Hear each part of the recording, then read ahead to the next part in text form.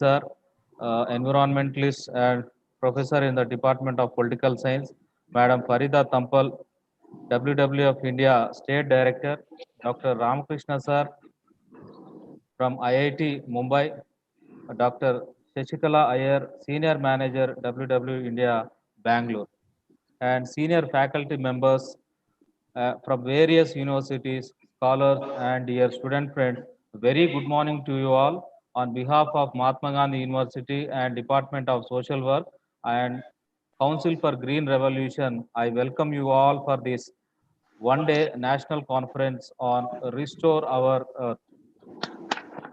And I'm really honored and blessed to associate with such a great platform and to share platform with such stalwarts in academics and as well as the field of environment protection. And so, so I quote, it is the heart sees before the head can see. And I think all the environmentalists fall under this category and they feel it and they believe he that plants trees love others besides himself. So that is why they love people and they love their fellow beings and the nature too. And even they go to the extent of articulation and even conflict with the system to conserve the nature for future generations. So, so we have to remember and we have to relearn that man, he is so fascinated in remaking the world likeness of a steam heated air-conditioned metropolis of apartment buildings, we have violated one of the essential attributes, our kinship with nature. Our kinship with nature. So actually, the earth has given us the common stock for men to labor and live in. And we need to relearn man is nothing else but what he makes for himself, such is the first principle of existentialism. So the journey should start from hearing the nature, understanding and learning from the nature, and already the signals that it has been sending us for the last few decades and centuries. So we wish to this program will definitely throw light on all these, and I strongly believe that the trees, I quote this Rabindranath Tagore's quote, trees are the earth's endless efforts to speak to the listening heaven. I repeat, trees are the earth's endless efforts to speak to the listening heaven. And I take this opportunity to introduce this CGR and our department and about the program in briefly. So the Department of Social Work has started in the academic year 2009 and 10, and for the last decade, so we are imparting this education in social work, and we are offering two specializations from the department. One is community development and medical and psychiatric social work, and we are collaboratively working with different NGOs in and around Nalgonda and also with the district administration Nalgonda, and we have taken up various research activities given by district administration on these female pesticides, fluorosis, etc. And we are also collaborated with some autonomous bodies, national level autonomous bodies like NASD, and we did a series of programs and seminars, capacity building programs on substance abuse prevention. And this year we are extending and planning to organize some more programs with NASD on gerontological social work along with this substance abuse prevention. And coming to this CGR, Council for Green Revolution, Council for Green Revolution is an environmental organization was founded on the Earth Day on 22nd April 2010. The organization's primary goal is initiating, enabling, and empowering individuals, groups, agencies working in the areas of environmental protection, conservation of biodiversity, sustainable development, and earth leadership. So far, Council for Green Revolution facilitated planting of 33.90 lakh saplings through 1 million school children. As a part of its conservation initiative, CGR published a book titled Eastern Ghats Environment Outlook. which was released in the year 2019 by our Honorable former President Sri Pranab Mukherjee, former President of India. Recently, Council for Green Revolution came up with Earth Center, an environmental training and research center near Hyderabad to nurture Earth leadership. So this is a very brief introduction about this organization.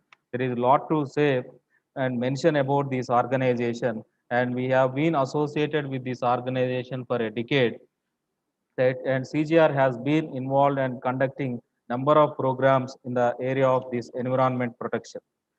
So coming to this today's theme, the Earth.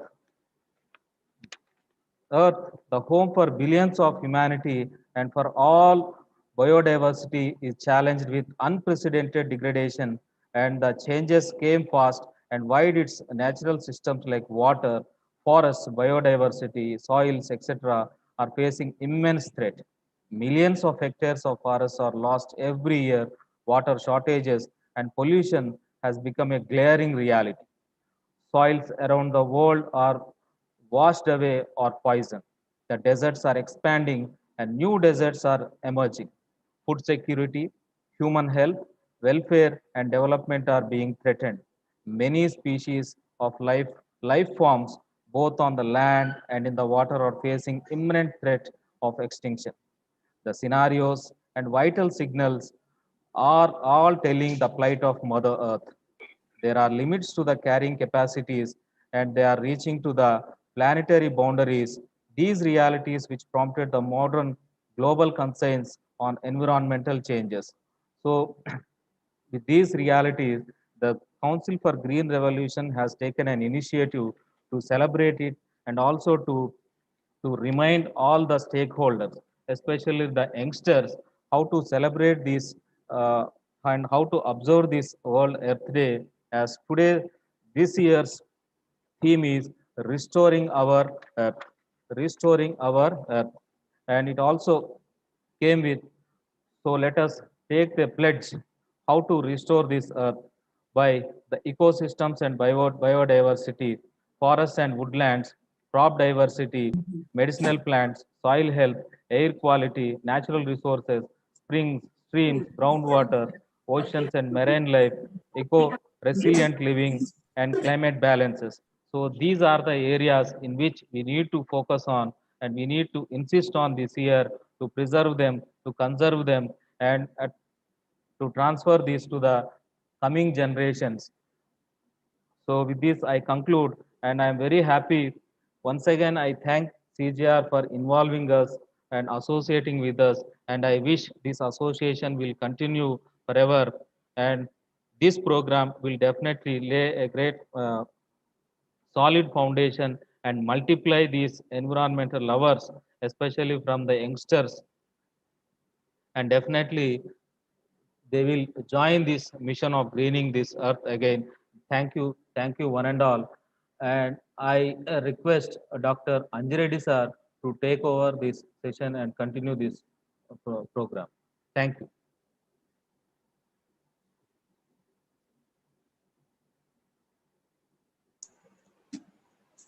Thank you, Dr. Madhu. Good morning to one and all. Dr. Leela Reddy, Ramakrishna, Shravan, and this first technical session speaker, Professor I. Pandanga Reddy, and other dignitaries who have joined in the program. I welcome once again on behalf of the Mahatma Gandhi University, University College of Arts and Social Sciences, in the Department of Social Work. And we have also recently introduced developmental studies, which also equally works on the same issues challenged by the society in the process of development. So the Mahatma Gandhi University is in the what the CGR working. The university is also similarly working on the same lines. Therefore, the association has become possible to work with the Council for Green Revolution, Hyderabad. Today's the seminars topic is restore the earth. So that means the earth is already there. Something has happened to that. That is why there is a need to restore it. So what has happened? The earth is destroyed for the well-being of or comfortable life of the human being. As the population is growing, for the needs of growing population, for various reasons. One is for habitation, the other is for growing food, the other is for various other activities.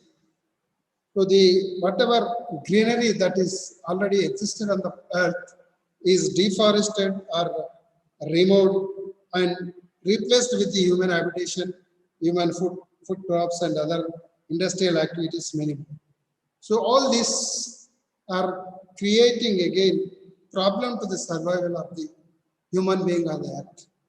Very particularly, we are facing the current issue that is COVID-19. It is all over the world. There is no country or there is no part of the earth is exempted for the suffering of this COVID-19. So this is all because of the human efforts that are made so far for comfortable life on the earth has led to the present situation. There is no doubt. So now the people are asking to whoever is suffering from this COVID-19, go to the sunlight and take the oxygen sufficiently so that you can escape or you can save from the COVID-19 which is suffering. So that means the greenery is very important on the earth. So whatever greenery that we have destroyed or removed so far, again it is our duty. Human being is only destroyed, human being only what you call deforested the forest that is naturally grown on the earth is now again the human beings needs to be restored all the by which many things happens, even the water also. When you improve the greenery, the rains regularly occur, then that gives the fresh water to the mankind, so that the man can survive comfortably without much difficulty. Otherwise, now we are also, earlier we have been buying the water, now we are buying the air also. So there is nothing left to buy. Everything for survival of human being, you have to buy. So if you are continuously go by like this, tomorrow this water and air may not be, fresh water, fresh air may not be available. Therefore, there is a need to revive the earth by planting more trees and whatever the what you call plastic and other things that we are throwing on the earth. So earth is not, earth health is deteriorating, so we have to improve the health of the earth. So that is the duty of the humankind, that we have to make effort, particularly the young youth, the students. More responsibility lies on them because their life is more. The elder ones, their life is less, but younger ones, they have to lead another 50, 60 years of life minimum. So for that, coming generation also, they have to ensure the clean and green earth for their safety life. So it is the more responsibility lies with the younger generations. So with these few words, now the speaker for this first technical session is Professor I. Pandurangareddy. He is a present head department of the geology of Osmania University. He is a very sincere and dedicated teaching community member, and he worked as a vice principal University College of Science, Saifabad. Was also worked as an additional controller of examination compensation, which is very important in the university system. Unless the exams are conducted very systematically without any loopholes or any leakages. So that that work he has done very successfully during his tenure 2012 to 15, and later on he has become a registrar of the Palamur University, Mahbubnagar, which is of his native place. So there also he has served for 3 years almost unsuccessfully without any mark on the administration, and is also member of the State Expert Appraisal Committee, Telangana State for 2015 and 18. He is also member of the Mahbubnagar District DEAC, and he is also member of International Association of Hydrologists and many other scientific associations. He has published number of papers and also guided.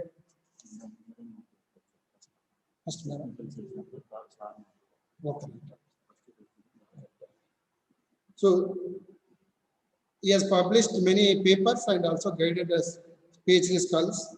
Before I request Professor I. Pandurangareddy, now I request the Director Council for Green Revolution, Dr. Leela Reddy, to say about the program and the CGR, Council for Green Revolution, on this occasion. I request Dr. Leela.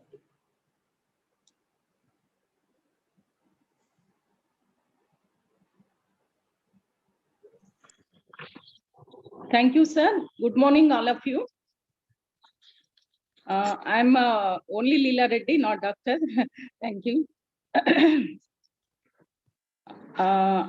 I welcome am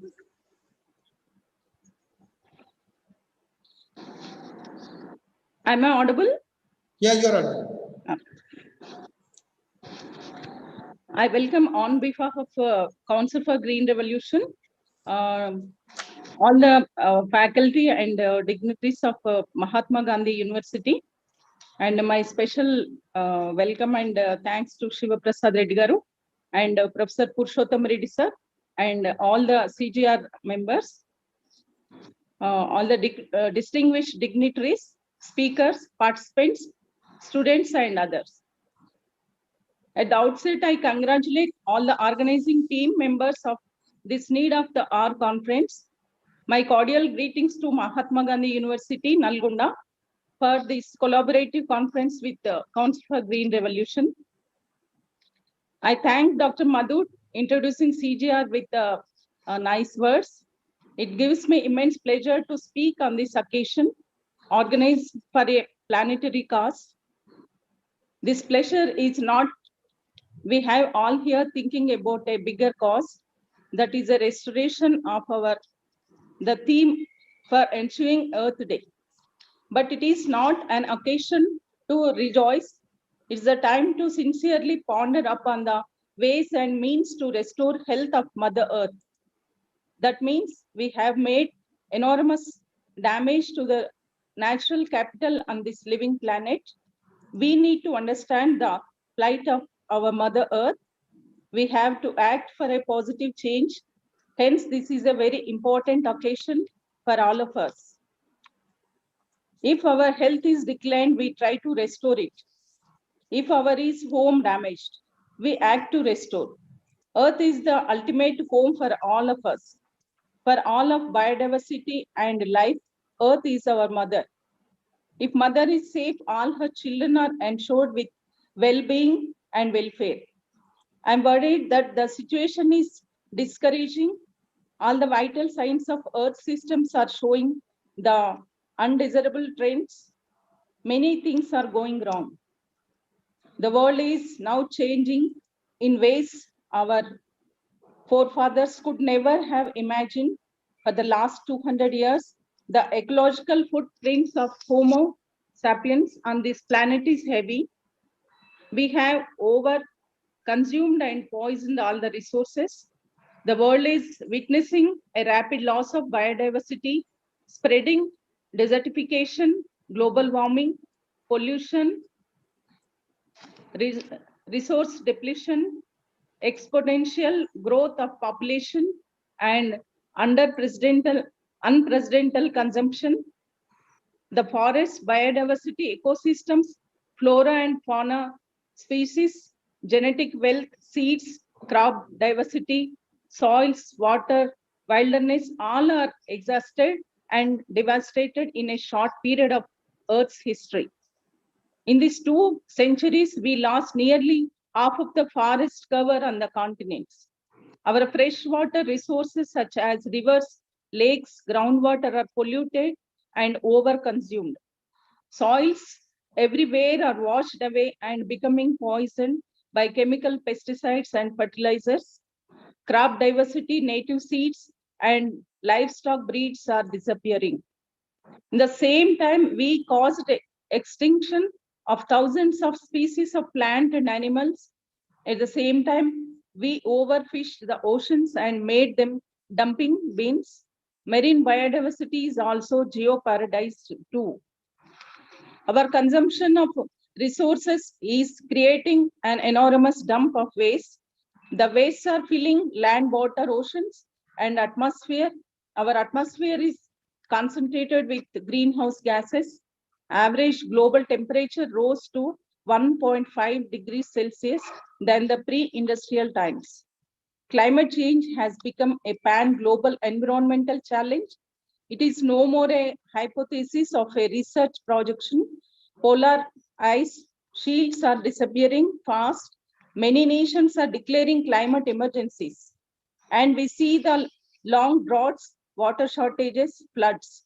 Slightest further increase in global temperatures will question our existence on this planet. Stephen Hawking, eminent scientist, warned that the planet Earth will not be livable if the matter continues as usual. Same concern was expressed by late Dr. Abdul Kalam, our former president. We, the human race, is left with little time to do anything to restore the conditions on the earth. We may be the last generation that have the opportunity to do anything positive. Hence, the restoration is the utmost duty for every person living on this planet. If we desire a sustainable future and a healthy planet, we need to take responsibility. As Gandhiji said, the earth is not inherited from our forefathers, it is borrowed from our next generations. Hence, it is our moral responsibility to pass on and present a healthy planet to the posterity. Primitive societies lived in harmony with nature. Our ancestors revered all the creations as incarnations of the divine God. In the recent past, we have lost that intimate relationship and reverential outlook towards nature. We become profligate, ego-driven, and self-centered. Transformation is needed for every one of us. Whole humanity has to reorient spiritual, attitudinal, and lifestyle changes towards natural world. Otherwise, the future appears to be bleak and uncertain. As Gandhiji also said, we need to relinquish our greed and live nature friendly. We are witnessing the pangs of COVID pandemic. The whole humanity has to introspect and retrospect. It's time for sincere civic commitment. Let us start fresh with new spirit and new pathway. It's time to regenerate and present healthy planet to future. Let us become proactive. Let us become cooperative. Let us strive for the earth leadership.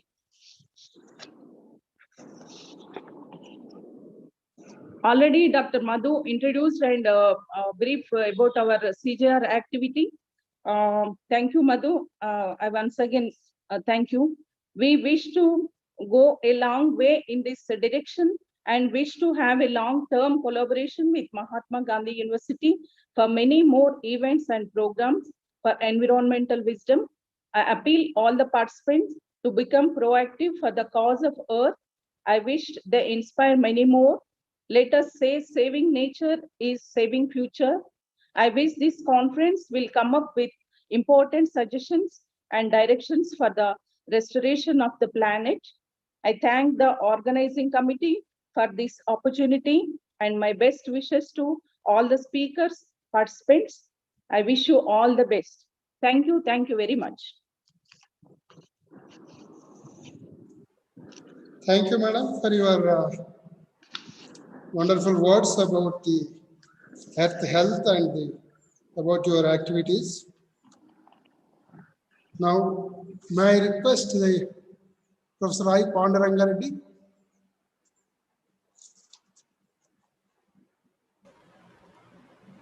Sir, Dr. Panduranga Reddy sir has not yet joined us. Okay. Then, in such a case, may I request Uma Maheshwari?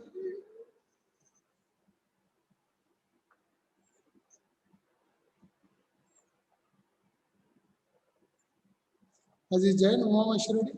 Yes, sir, he's there. Yes, sir. I request Uma Maheshwari to speak on this occasion. Can anybody introduce about him?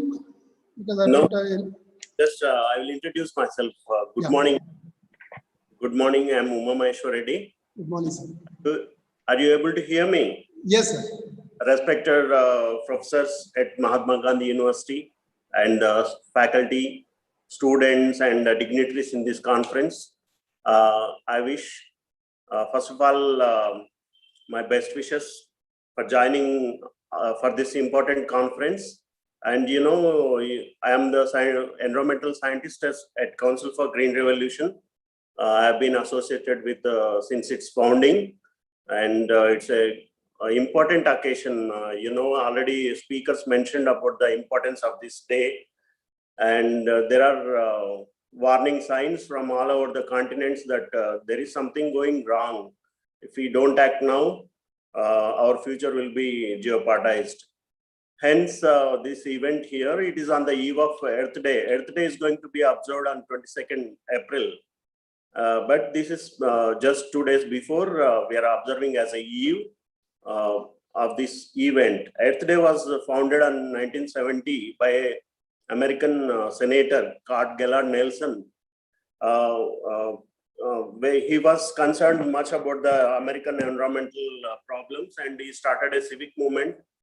In the first day, almost 2 crore people participated. Then subsequently, it spread to 190 countries, and thousands of organizations and crores of people are observing this.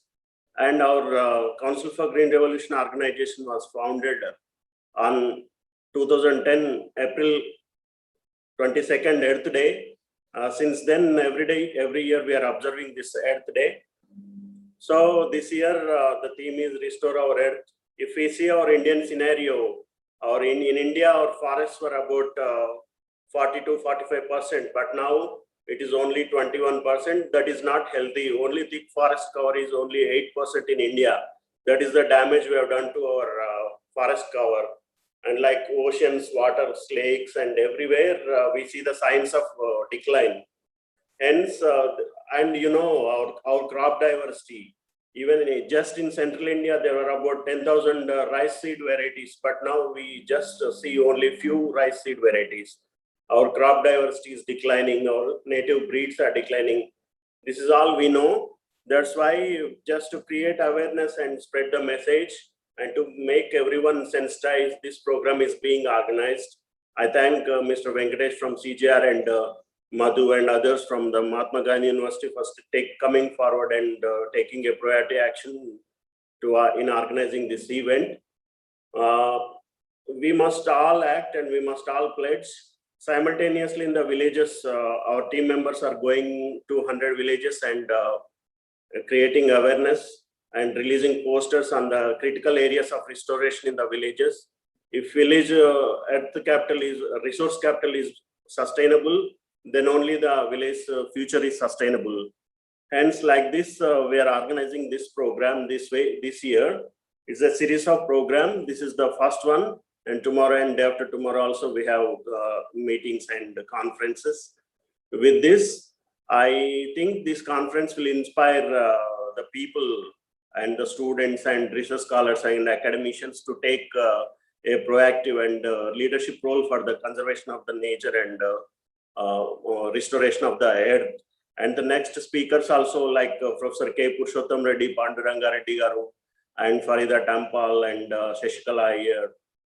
And also we have Dr. Ramakrishna. They're all experts in their own respective fields. We know Professor Purushottam Reddy is an eminent professor for about 40 years of environmental struggles and environmental leadership. and Dr. Panduranga Reddy, head of the Earth Sciences, and Ramakrishna is from IIT Mumbai. And Farida Tampal, I would like to introduce. She has been working for 30 years in the field of nature conservation, and she is the senior expert in WWF World Wildlife Fund, and she has done so many conservation projects and environmental education programs. And she's at Hyderabad office. She will join soon. And Dr. Shashikala Iyer, she is at Water Policy Division in Bangalore. She's working on the wetland restoration. So I think we are enriched, we'll be enriched with their insights for the restoration of the earth. It's a good occasion. And just remember, as Madam said, Leela Madam said that saving nature is saving future. Our future is in our moral responsibility and moral action, civic action and commitments and all these things. So I once again congratulate the Mahatma Gandhi University and the organizing team and all the participants. I wish this Earth Day will really make some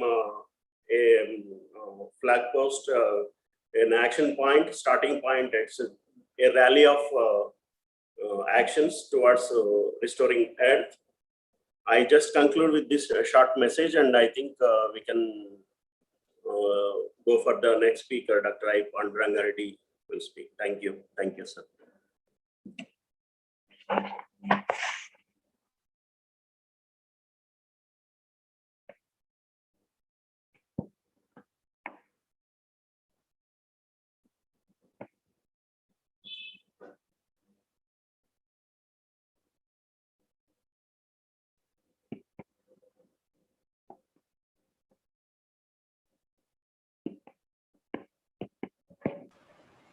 Sir, Dr. I. Panduranga Reddy Garu has not yet joined us. We are trying to reach him out. So can we move ahead with the next session, sir?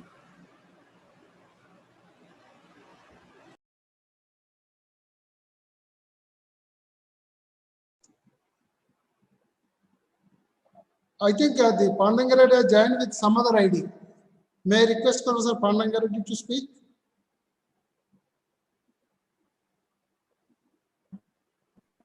Welcome. Let us welcome Farida Tampalji to speak on this occasion. She will give an extempo presentation on the restoration of wildlife in the urban and wildlife areas. It's my request.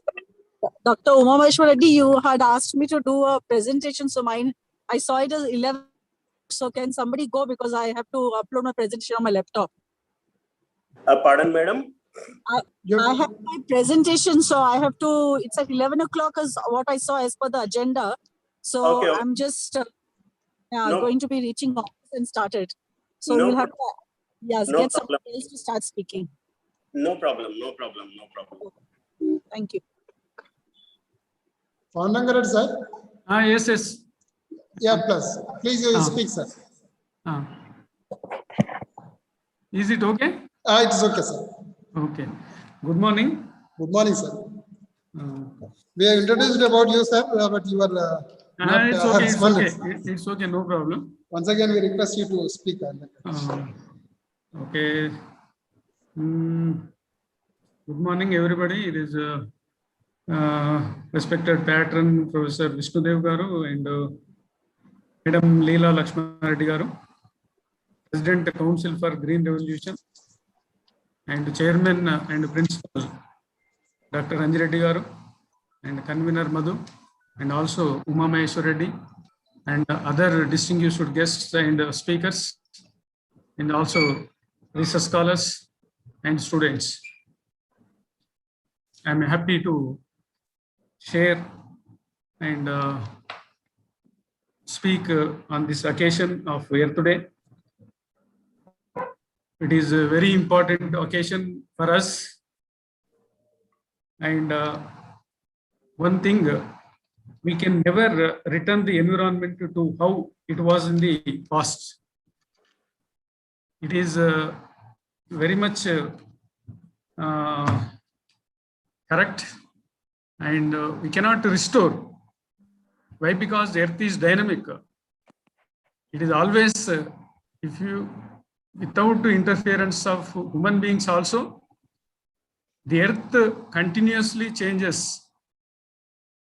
its landforms or climate or whatever it may be. But with interference of human being, it is changing in some other way. That is the problematic problem we are facing now. Okay.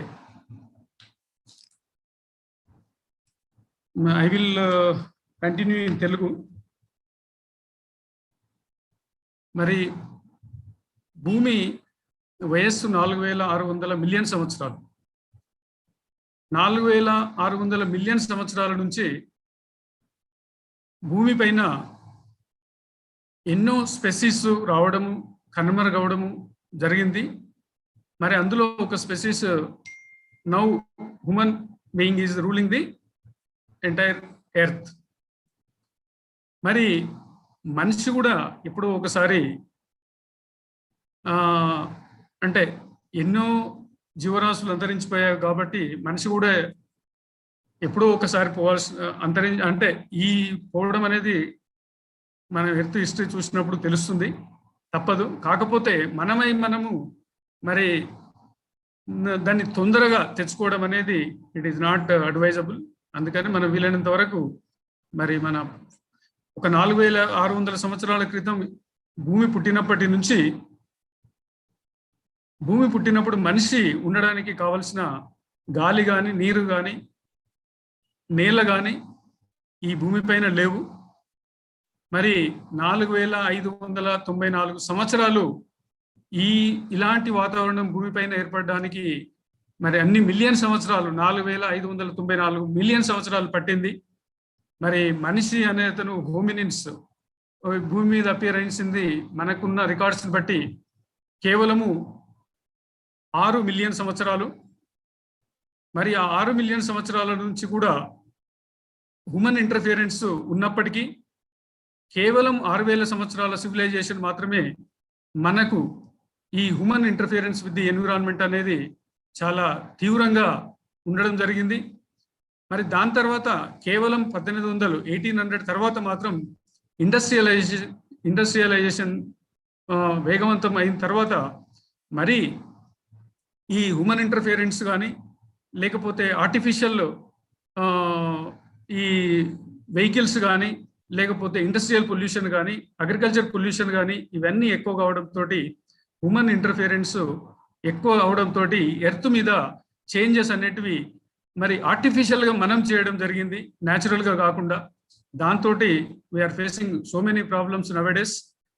మరి 4594 సంవత్సరాలు ఇలాంటి environment కావడానికి, మనిషి పుట్టడానికి, మనిషి మనుగడ సాగించడానికి, భూమి పైన ఉండడానికి కావాల్సిన వాతావరణం ఏర్పడిన తర్వాత మరి మనం దాన్ని మనం దాన్ని చేంజ్ చేసుకోవడం చాలా దురదృష్టకరం. మరి అలా చేంజ్ కాకుండా మరి దాన్ని వీలైనంత వరకు అట్లీస్ట్ ప్రస్తుతం ఉన్న కండిషన్లో ఉంచుకోవడానికి మరి మనం అందరము ముందుకు పోవాల్సిన అవసరం ఉంది. దాంట్లో మరి సోషల్ వర్కర్స్, ఎంఎస్డబ్ల్యూ స్టూడెంట్స్ పాత్ర చాలా అవసరము. మరి ఈ 3 చాలా ముఖ్యమైనవి: గాలి, నీరు మరియు నేల, సాయిల్. దీంట్లో మనందరికి తెలుసు, now we are very severe problem we are facing with this polluted air, like in Delhi and many countries are facing. And in India మనం ఢిల్లీ చూసుకుంటే చాలా సార్లు శీతాకాలంలో మరి వెహికల్స్ పోలేని పరిస్థితి, విపరీతమైన మనుషులు ఉండలేని గాలి పొల్యూషన్, ఎయిర్ పొల్యూషన్ జరగడంతో మనం చాలా ప్రాబ్లమ్స్ ఫేస్ చేస్తున్నాం. And number of diseases also we are getting with this air pollution. మరి ఎయిర్లో కాంపోనెంట్స్ నైట్రోజన్ కానీ, ఆక్సిజన్ కానీ, మరి వెరీ లిమిటెడ్ కార్బన్ డైఆక్సైడ్ 0.03 ఉండడంతో మనం ఈ ఎర్త్ పైన ఉండగలుగుతున్నాం. మరి ఆ కాంపోజిషన్ మారినప్పుడు, మరి టెంపరేచర్ పెరిగినప్పుడు, మరి ఈ టెంపరేచర్ పెరగడంతో రీసెంట్గా మనం చూసాం మన డ్యామ్స్ అవన్నీ కొట్టుకపోవడం, సడన్ గా ఐస్ కొలాప్స్ కావడం, ఇవన్నీ ఐస్ మెల్టింగ్ అవడంతో, సీ లెవెల్స్ పెరగడంతో, మరి న్యాచురల్ హజార్డ్స్ వచ్చినప్పుడు ఇలా సీ లెవెల్స్ పెరిగితే మరి విపరీతమైన నష్టాలు జరగడానికి అవకాశం ఉంటుంది. కాబట్టి మరి టెంపరేచర్ మన గాలిలో ఈ పర్టికులర్లీ ఇది కార్బన్ డైఆక్సైడ్ పర్సెంటేజ్ 0.03 నుంచి పెరగకుండా చూడాల్సిన బాధ్యత మరి ప్రతి మనిషి పైన ఈరోజు ఉంది. మరి దానికోసం ఈ రోజుల్లో చాలా రీసెర్చ్ చేస్తూ మరి ఈ vehicles mostly diesel petrol vehicles స్థానంలో ఎలక్ట్రిక్ వెహికల్స్ రావడం కానీ, మరి ఈ ఎలక్ట్రిసిటీ ఉత్పాదనలో ఈ థర్మల్ ఇలాంటివి తీసేసి మోస్ట్లీ హైడ్రో, తర్వాత నీటి ద్వారా మరియు పవన విద్యుత్తు, మరియు నవడేస్ ఒక పెద్ద ఎనర్జీ రిసోర్స్ మన భూమిలో ఉంది, దట్ ఈస్ జియోథర్మల్ ఎనర్జీ. మనం దాన్ని గిట ఉపయోగించినట్టయితే మనకు మిగతా ఏ ఎనర్జీ లేకుండా మనం దాన్ని కన్వర్ట్ చేయగలిగితే విపరీతమైన ఎనర్జీని మనం ప్రొడ్యూస్ చేయగలుగుతాము, that is geothermal energy. And ఇప్పుడు ఐస్లాండ్లో 30% వాళ్ళకి కావాల్సిన ఎనర్జీని జియోథర్మల్ ఎనర్జీ తోటి ప్రొడ్యూస్ చేయడం జరుగుతుంది. మరి భూమి లోపలికి మనం పోయినా కొద్దిగే టెంపరేచర్ పెరుగుతుంది కాబట్టి మరి ఆ గ్రేటర్ టెంపరేచర్లో మనం వాటర్ను ఆవిరి చేసి మరి జియోథర్మల్ ఎనర్జీని ప్రొడ్యూస్ చేయొచ్చు. అలాగే now we are producing lot of solar energy and also wind energy and tidal energy. ఇవన్నీ ఉత్పాదన చేసి మనము పొల్యూషన్ గాలిలో మెయిన్గా థర్మల్ ఎనర్జీ తోటి చాలా గాలి పొల్యూషన్ వస్తుంది, ఎయిర్ పొల్యూషన్, దాన్ని తగ్గించడానికి అవకాశం ఉంటుంది. మరి అలాగే సాయిల్ చూసుకుంటే it is very much required for human being. Soil లేకుంటే మనం లేము. భూమి పుట్టినప్పుడు సాయిల్ లేదు, భూమి పుట్టిన తర్వాత మరి భూమిపైన జరిగిన అనేక మార్పుల వలన ఈ సాయిల్ అనేది భూమిపైన ఏర్పడడం జరిగింది. మరి ఏర్పడడానికి కొన్ని మిలియన్ సంవత్సరాలు పట్టినప్పటికీ మరి అది కొట్టుకుపోవడానికి, అది పాడవడానికి వితిన్ నో టైం అది వెళ్ళిపోతుంది. పెద్ద వర్షం పడినప్పుడు మరి భూమిపైన చెట్లు కానీ గడ్డి కానీ లేకుంటే మరి సాయిల్ ఎరోజన్ అనేది చాలా తీవ్రంగా జరిగి మరి అది కొట్టుకుపోవడానికి అవకాశం ఉంటుంది. మరి ఇట్లా మిలియన్స్ ఆఫ్ సంవత్సరాల నుంచి సాయిల్ ఏర్పడిన దాన్ని మనము ఇంటర్ఫియర్ కావడంతో, మనము దాన్ని డిస్టర్బ్ చేయడంతో మరి ఆ సాయిల్ అనేది కొట్టుకొని పోతే మనకు బ్రతకడానికి, మరి ఆ సాయిల్ లేకపోతే మనగడ లేదు, పంటలు లేవు, మనం ఉండడానికి అవకాశం లేదు. కాబట్టి సాయిల్ను ప్రొటెక్ట్ చేసుకోవడం అనేది it is very much required nowadays. And ఎట్లా ఈ సాయిల్ అనేది ఎట్లా పాడైపోతుంది ఇన్ డిఫరెంట్ వేస్. చెట్లు పోవడంతో, గడ్డి లేకపోవడంతో సాయిల్ ఎరోజన్ అనేది జరుగుతుంది. అదే కాకుండా మరి విపరీతమైన ఫర్టిలైజర్స్ వాడడంతో ఈ సాయిల్ ఫర్టిలిటీ తగ్గిపోతుంది. ఆర్గానిక్ మాన్యూర్స్ వాడకుండా ఓన్లీ ఆర్గానిక్ మాన్యూర్స్ కాకుండా ఓన్లీ ఆర్గానిక్ పెస్టిసైడ్స్, ఫెర్టిలైజర్స్ వాడడంతో మరి భూమి సారవంతాన్ని కోల్పోవడం జరుగుతుంది. మైక్రో న్యూట్రియంట్స్ అన్ని దాంట్లో వెళ్ళిపోవడం జరుగుతుంది. మరి ఇదే కాకుండా విపరీతమైన అగ్రికల్చర్ చేయడంతో సాయిల్ సలినైజేషన్ జరుగుతుంది. మరి ఇవే కాకుండా మనం రోజు చూస్తుంటాం సిటీ చుట్టుపక్కల విపరీతమైన కన్స్ట్రక్షన్స్ రావడంతో, మరి ఇండస్ట్రీస్ రావడంతో, రోడ్స్ వైడనింగ్ కానీ, కొత్త రోడ్స్ రావడంతో కానీ, మరి కొత్త పట్టణాలు రావడంతో కానీ ఇవన్నీ సాయిల్ అంటే పరిమాణం తక్కువ కావడానికి అవకాశాలు కల్పిస్తున్నాయి. మరి ఇవే కాకుండా మనం పట్టణాల్లో చూస్తాం ఇటుకలు తయారు చేస్తారు. ఇటుకలు తయారు చేయడానికి మనం బ్రహ్మాండమైన ఫర్టిలిటీ సాయిల్ని యూజ్ చేస్తున్నాం. దాంతో కూడా lot of soil we are losing. Like that every year we are losing thousands of lakhs of acres of soil, fertility soils change to wastelands.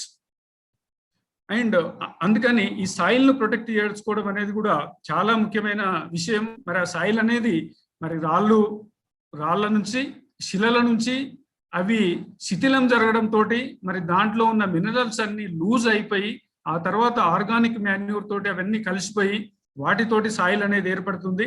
మరి అలాంటి సాయిల్ని మనం కోల్పోతే మళ్ళీ తయారు చేయడం అనేది చాలా కష్టమైన పని, అసలు చేయలేం. అందుకని ఉన్నదాన్ని ప్రొటెక్ట్ చేయడం అనేది చాలా అవసరం. మరి దీనితో పాటు ఇంకొక అతి ముఖ్యమైనది గాలి, తర్వాత నేల, తర్వాత నీరు.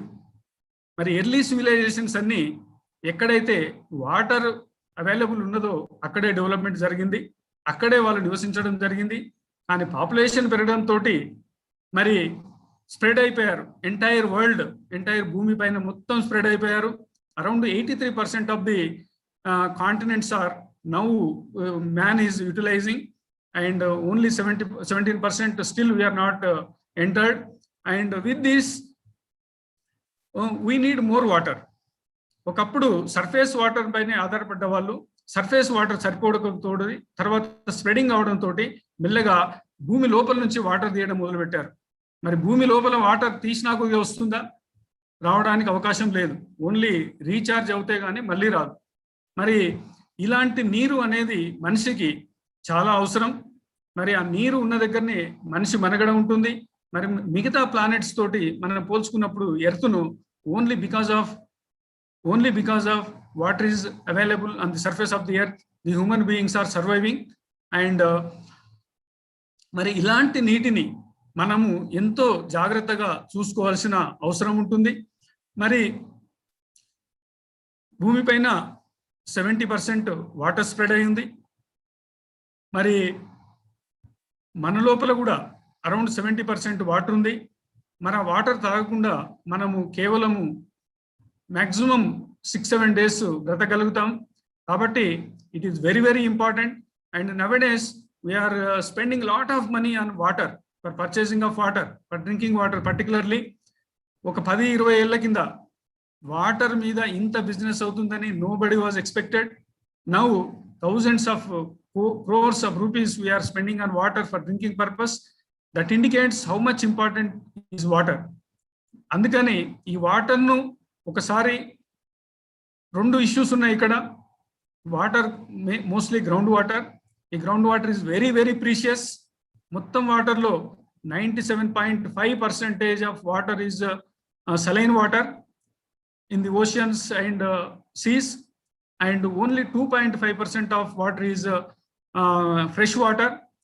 Among these 2.5%, again most of the water, around 68% of water in the polar regions and high altitude regions, and only 30% of water is in the groundwater, that is fresh water.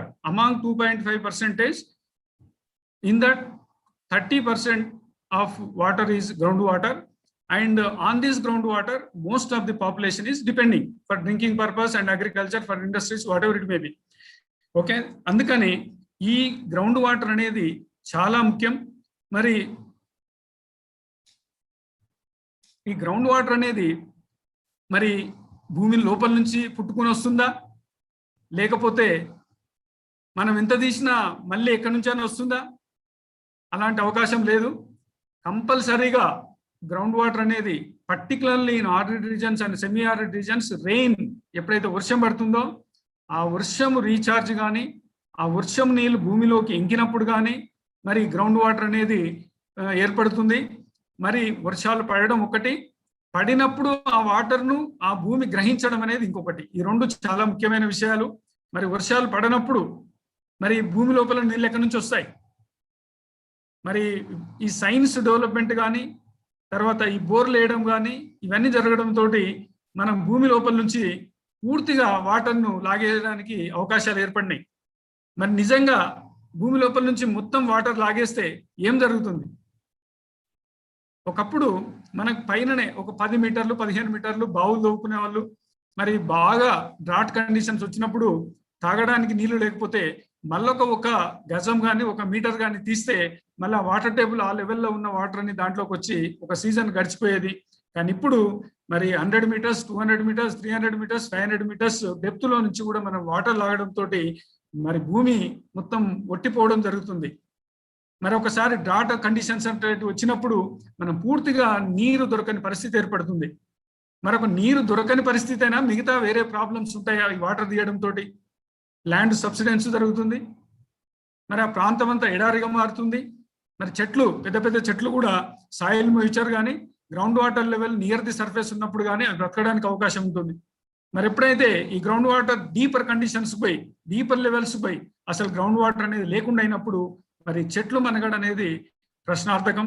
అసలు ఆ చెట్లు లేనప్పుడు మన మనగడ కూడా 100% ప్రశ్నార్థకమే. కాబట్టి ఈ గ్రౌండ్ వాటర్ కండిషన్ను minimum లెవెల్లో ఉంచుకోవడానికి మనము ప్రయత్నం చేయాల్సిన అవసరం ఉంటుంది. మినిమం లెవెల్లో ఉంచుకోవడానికి మనం ఏం ప్రయత్నాలు చేయాలా? పర్టికులర్లీ వాటర్ షెడ్ ఒక్కొక్క వాటర్ షెడ్ కానీ ఒక బేసిన్ కానీ తీసుకున్నప్పుడు దాన్ని డీటెయిల్డ్గా స్టడీ చేసి ఆ బేసిన్లో వర్షపాతం ఎంత పడుతుంది, ఎంత వర్షం పడుతుంది యావరేజ్గా, అందులో ఎంత వాటర్ భూమిలోకి ఇంకుతుంది, మరి ఇంకడానికి మనం చేసే ప్రయత్నాలు ఫలిస్తున్నాయా లేదా, మరి ఎంత వాటర్ రన్ ఆఫ్గా పోతుంది, రన్ ఆఫ్ అంటే భూమి మీద కొట్టుకొని పోవడం, అండ్ ఎంత వాటర్ ఎవాపరేట్ అవుతుంది.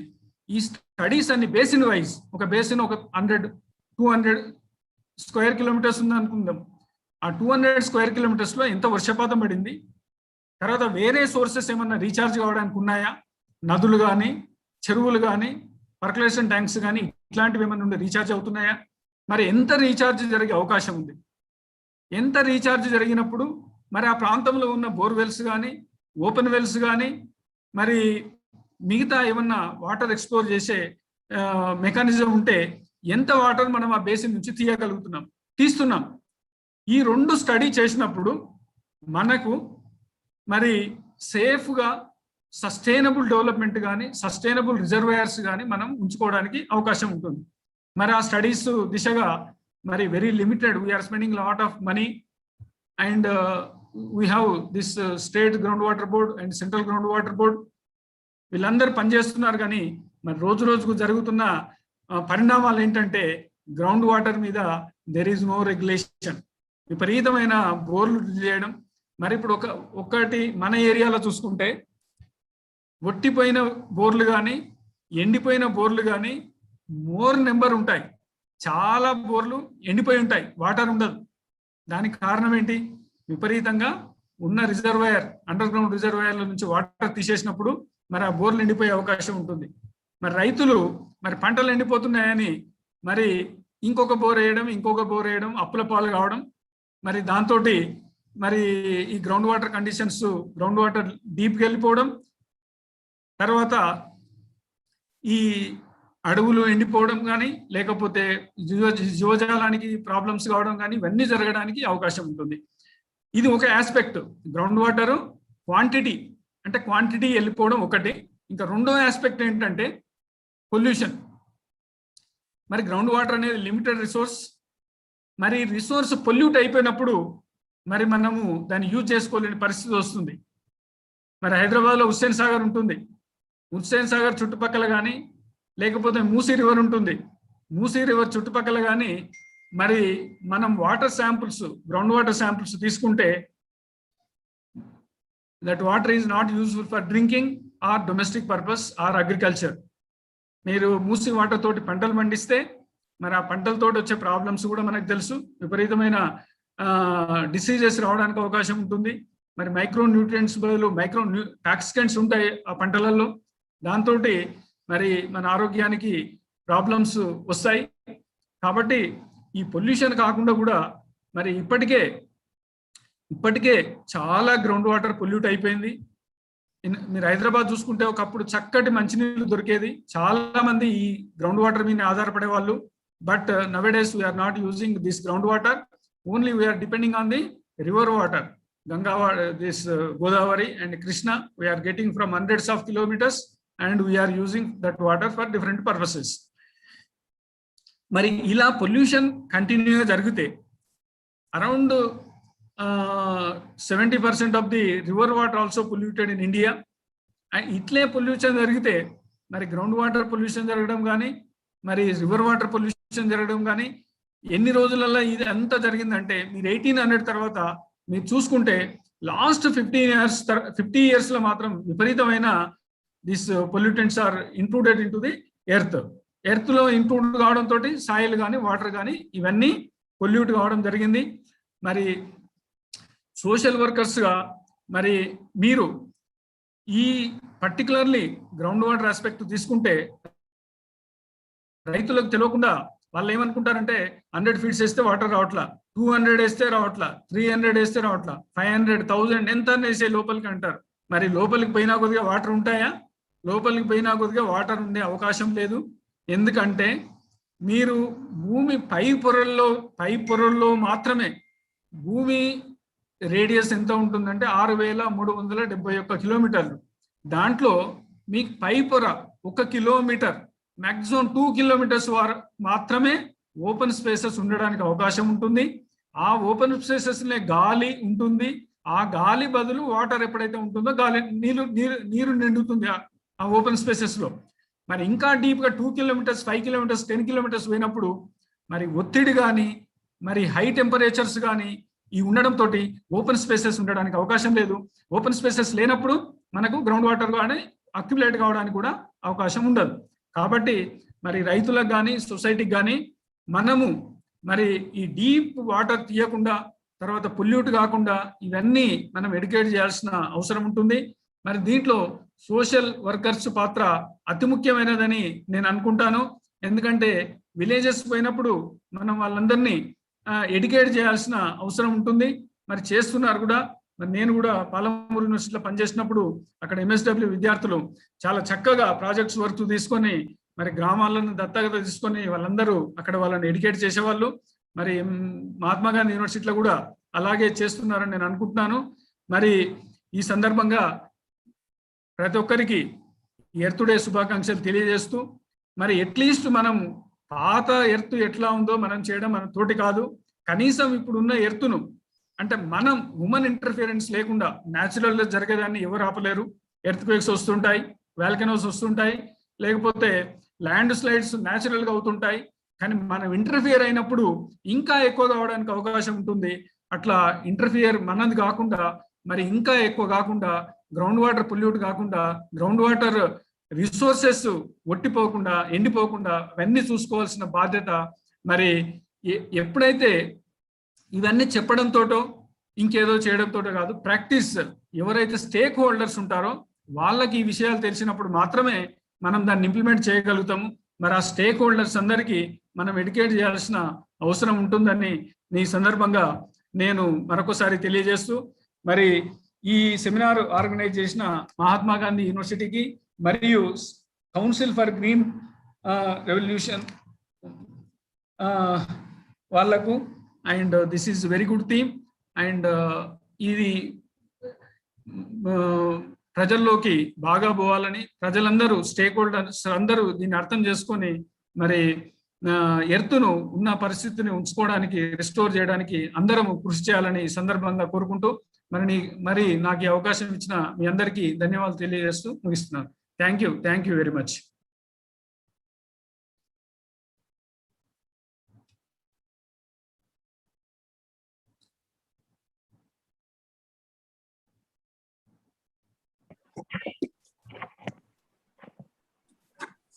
Thank you, Professor Pranab Mukherjee garu, for your wonderful message on this occasion, how the soil is losing its health and what are the man efforts that are causes for the losing of the health of the soil, and how it is soil is helpful for the mankind to survive for their livelihood and all other purposes.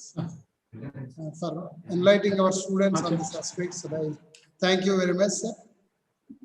Now the next speaker is Farida Tampal.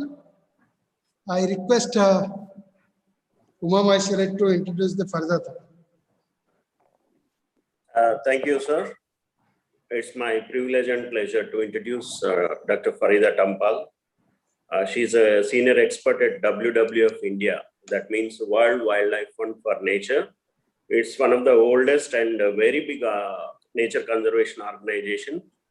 It was established some decades ago and maybe a century ago. And it's doing many projects across the continents, and the WWF India is doing tremendous work, amazing work in the field of conservation of nature, like forest ecosystems and wetland ecosystems, marine ecosystems. And now Farida Tampalji is a senior, she's the state director, Hyderabad office, and her expertise is like wildlife conservation and urban biodiversity conservation. And she has done marvelous work and several educational programs, conservation projects she has handled, and several publications she brought out. And in the field of conservation, her mark is really applaudable, and we appreciate that great work. It's my privilege to introduce her. And WWF, I want to also tell you that WWF is coming up with a good report. It is called Living Planet. You might have heard about it.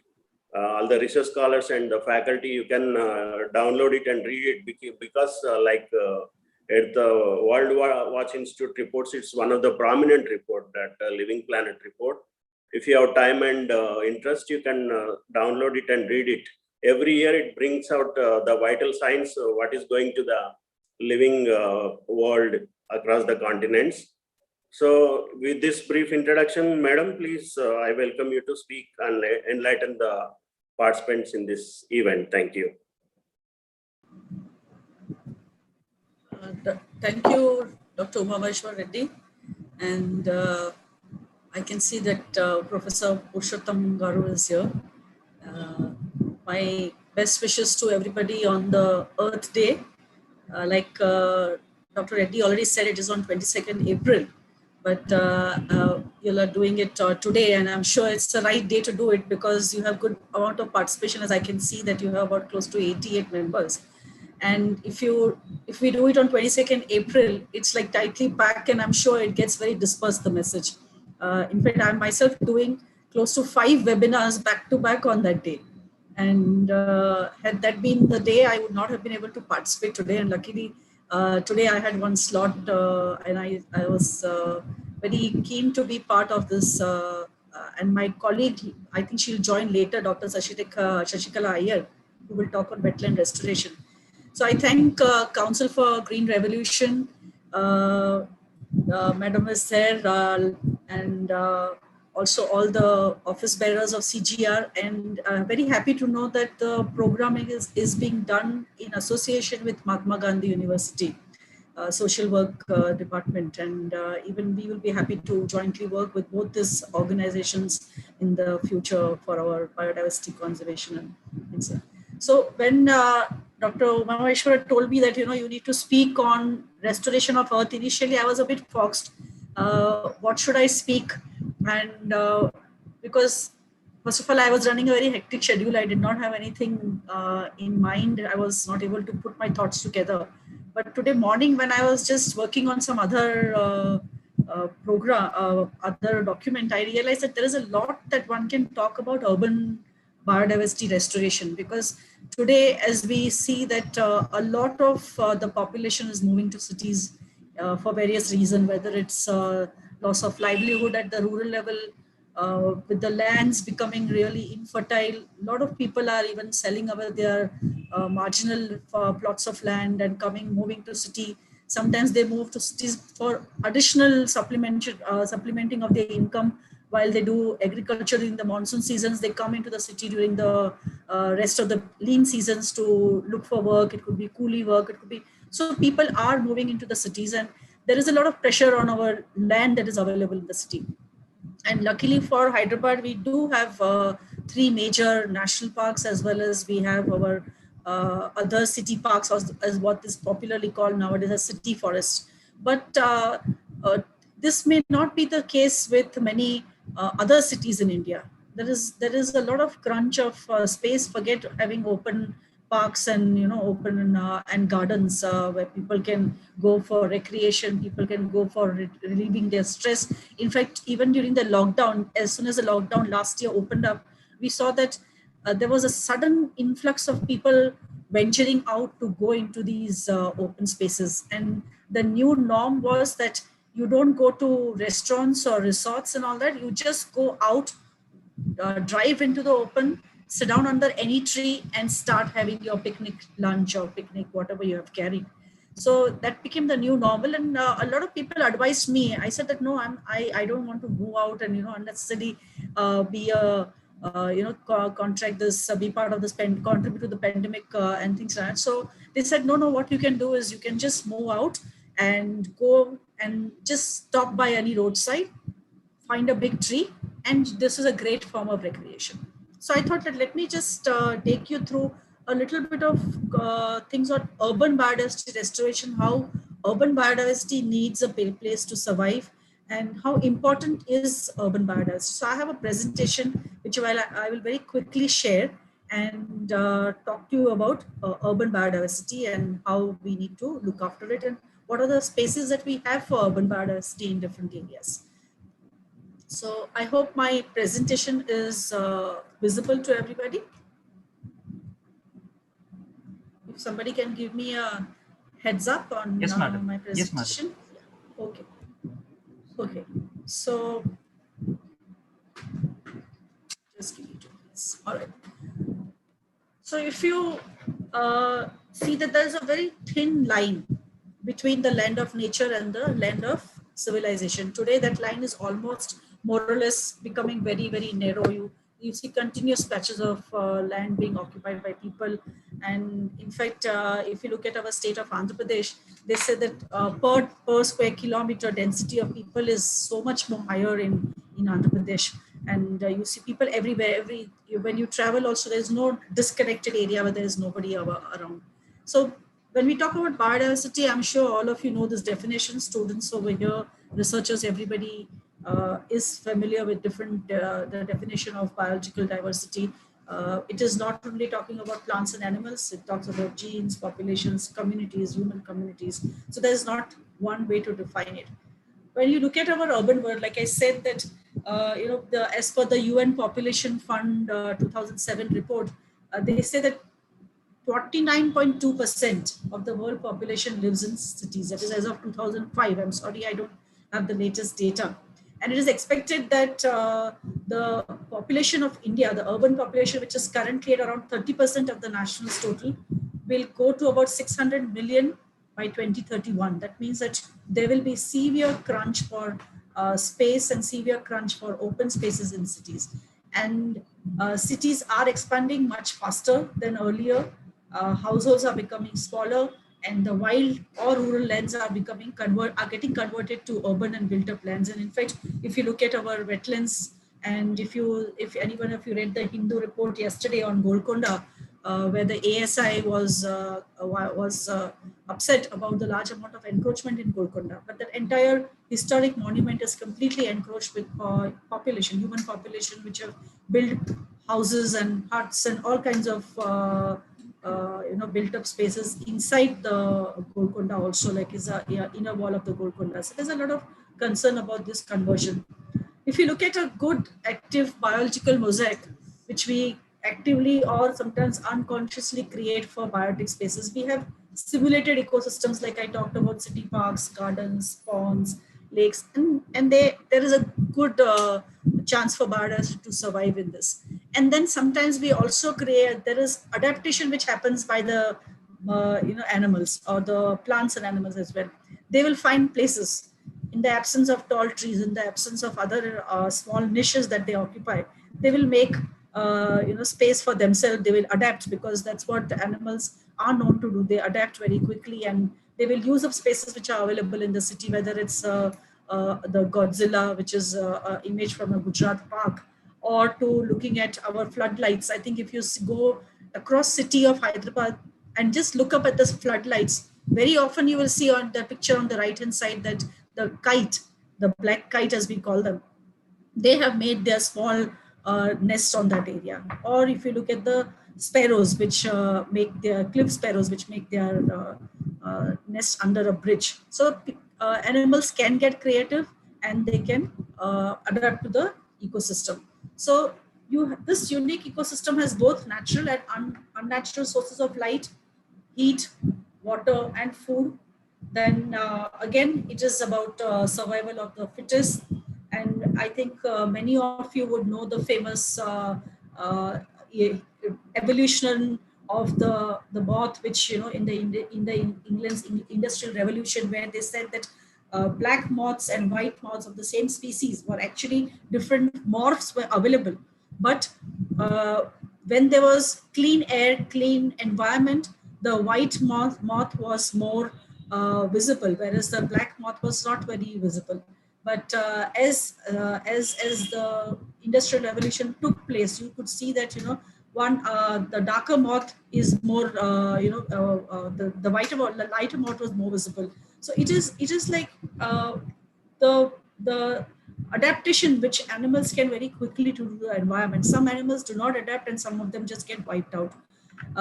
Then you see that there are animals which have learned to live close to humans. In fact, they say that the diversity of birds in a city or close to human habitation is much higher than a diversity in the forest. That's because a lot of bird populations have learned to live off human populations. They depend a lot today because the sparrow population had declined. Many people started putting up bird boxes, sparrow boxes, and maybe not only sparrows, there are many other animals which started also using those boxes. Sometimes a squirrel is using the box. Sometimes you have other birds using the box. So they start adapting and start using and living close to human societies.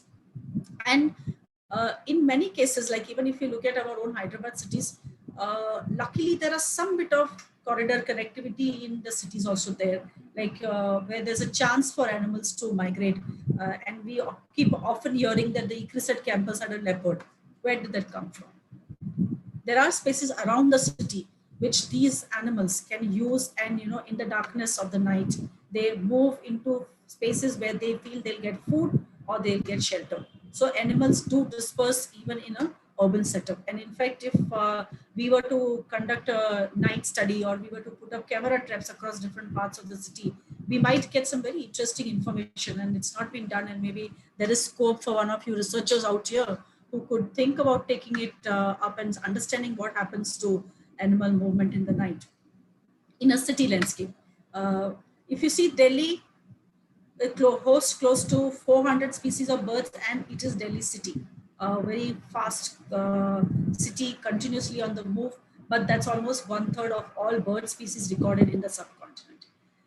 Pune, if you look at the city, it shelters almost half the species of higher animals. And when we say higher animals, which is birds and mammals, which are recorded from the whole Deccan Plateau. So animals do use a lot of the city landscape. And well, this picture summarizes it all, that we do have, whether we have to decide whether they are ruling the city or they are ruling our world or we are ruling over them. A point to ponder on this. So if you look at role of biodiversity, I think all of you are familiar. Many of you would be knowing the different role the biodiversity plays, right from waste management to pest management, heat regulation, and stabilizing of our groundwater, the important role of pollination. In fact, there's a big concern about bee colonies worldwide now, and even India, they say that we are having declining wild bee populations. So there's a huge role that biodiversity plays. And there is something which is called the urban edge effect. And this is highly documented, specifically genetic evolution is a documented result of urbanization. If you look at, say, physical appearances, changes in tail color of birds in a newly colonized area in San Diego City. This has happened because of the extension of the length of breeding season. In fact, before I move forward, I can give you another example of one of my friend who was doing research on calls of birds, which is very surprising. His research says that the birds in a city, let's say an Indian robin, it's a bird which is found everywhere in our city, or the magpie robin. This bird call in the city, the frequency is much higher than what that same bird calling in a rural landscape, which is much quieter.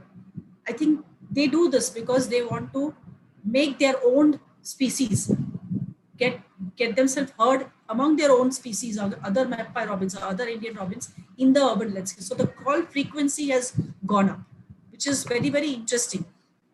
The same bird could call at a lower frequency in a rural landscape as against in the urban landscape. So the birds also have adapted. They have tried to get heard over and above all this noise and the noise pollution that we have in the city. Very fascinating again, and not much research is being done on these kind of aspects in the city. And all you researchers who are present here, again, another research opportunity as well for you all. Same way, heavy metal resistance in plants. Many of us know species of plants like water hyacinth and the duckweed. They are all what they call plants which can adopt, which can actually take in a lot of heavy metal contamination. They are used for filtration purposes in water bodies as well. Then you have species which can be rediscovered in the city. And this species which I have written over here is a weed, which is Euphorbia sebastini. There is no common name for it, so I have not written. This species was first discovered on the banks of River Musi around 1904. And then later on, nobody found it again until we did a extensive survey of in 2007 of the banks of the Hussain Sagar River, and we found this species again over there. So this was a rediscovering of the species. So there is again scope for finding new things in an urban setup only if we bother to look around and take spend some time learning and listening, learning about it. Same way, if any one of you are familiar with West Bengal and have been to Kolkata, there is a very huge landscape over there which is called the East Calcutta wetlands. And because of this East Calcutta wetland, which is a series of tanks which receive sewage water, and then at the end of this tank, it releases into the sea. And this East Calcutta wetland, they actually the plants and all which are available in this tank at different levels, they filter the entire water, and what goes out into the sea apparently used to be water which can almost be potable. That is why they call this the ecologically subsidized city. Crops as well as vegetables are sold in the Calcutta market. Of course, when I lived in Calcutta, I tried not to buy the vegetables from there because I didn't know what contamination it had. But the poor bought these vegetables, but they were very cheap. And I think this also happens on our bank of our.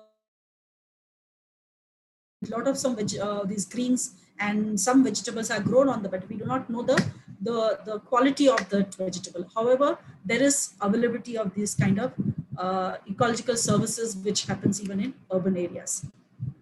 So here, if we look at the phenomenon where similarity of urban environments and the synanthropic species, which means the species which live near human communities, you will see that there's a lot of biotic homogenization.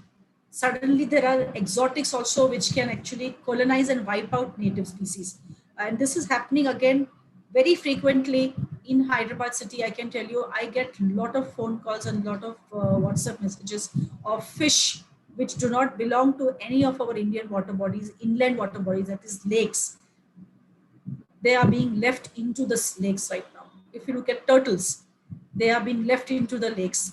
Red-eared slider, this is a small turtle species which does not belong to India, does not belong to any of our lakes, and you find them a lot. So these exotic turtles or these exotic fish, which is few of them like the armored catfish, these are the snakeheads. These are getting into our water bodies, being left by people who do not have the right knowledge of what kind of species of fish are available in our water bodies. In fact, I got a call just last week from one of my friend who works on a lake saying that, this person is coming and saying that if you leave this fish into the water body, the whole water body will get cleaned up.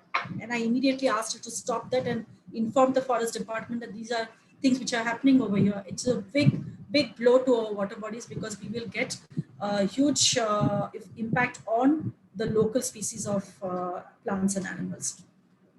So definitely, there is a need to enhance urban nature. In fact, the Greater Hyderabad Municipal Corporation has done some bit of work on it. They have taken up planting of native species, some of them though not much, a lot of scope of improvement. But in the last few years, if you look at, they have definitely re-looked at the kind of species which are being planted. And in the Harita Haram, I have seen that there is a conscious effort to change the species composition which was being planted earlier. Still, like I said, a lot of scope for improvement because we need to provide, we researchers, we people who have the right knowledge on what kind of plant species need to be planted must make an attempt or keep informing the corporation that these are the species which will survive in an urban landscape, and these are the ones which will stand any kind of climate changes or impact of high wind, impact of any kind of flooding. So there are a lot of these information which we will need to give into the government bodies also, and ensuring implementation of the biodiversity laws even in an urban setup. Like I said, planting of native species, ensuring that exotics are not introduced, whether it is plant or animal, and then encouraging more research in urban biodiversity.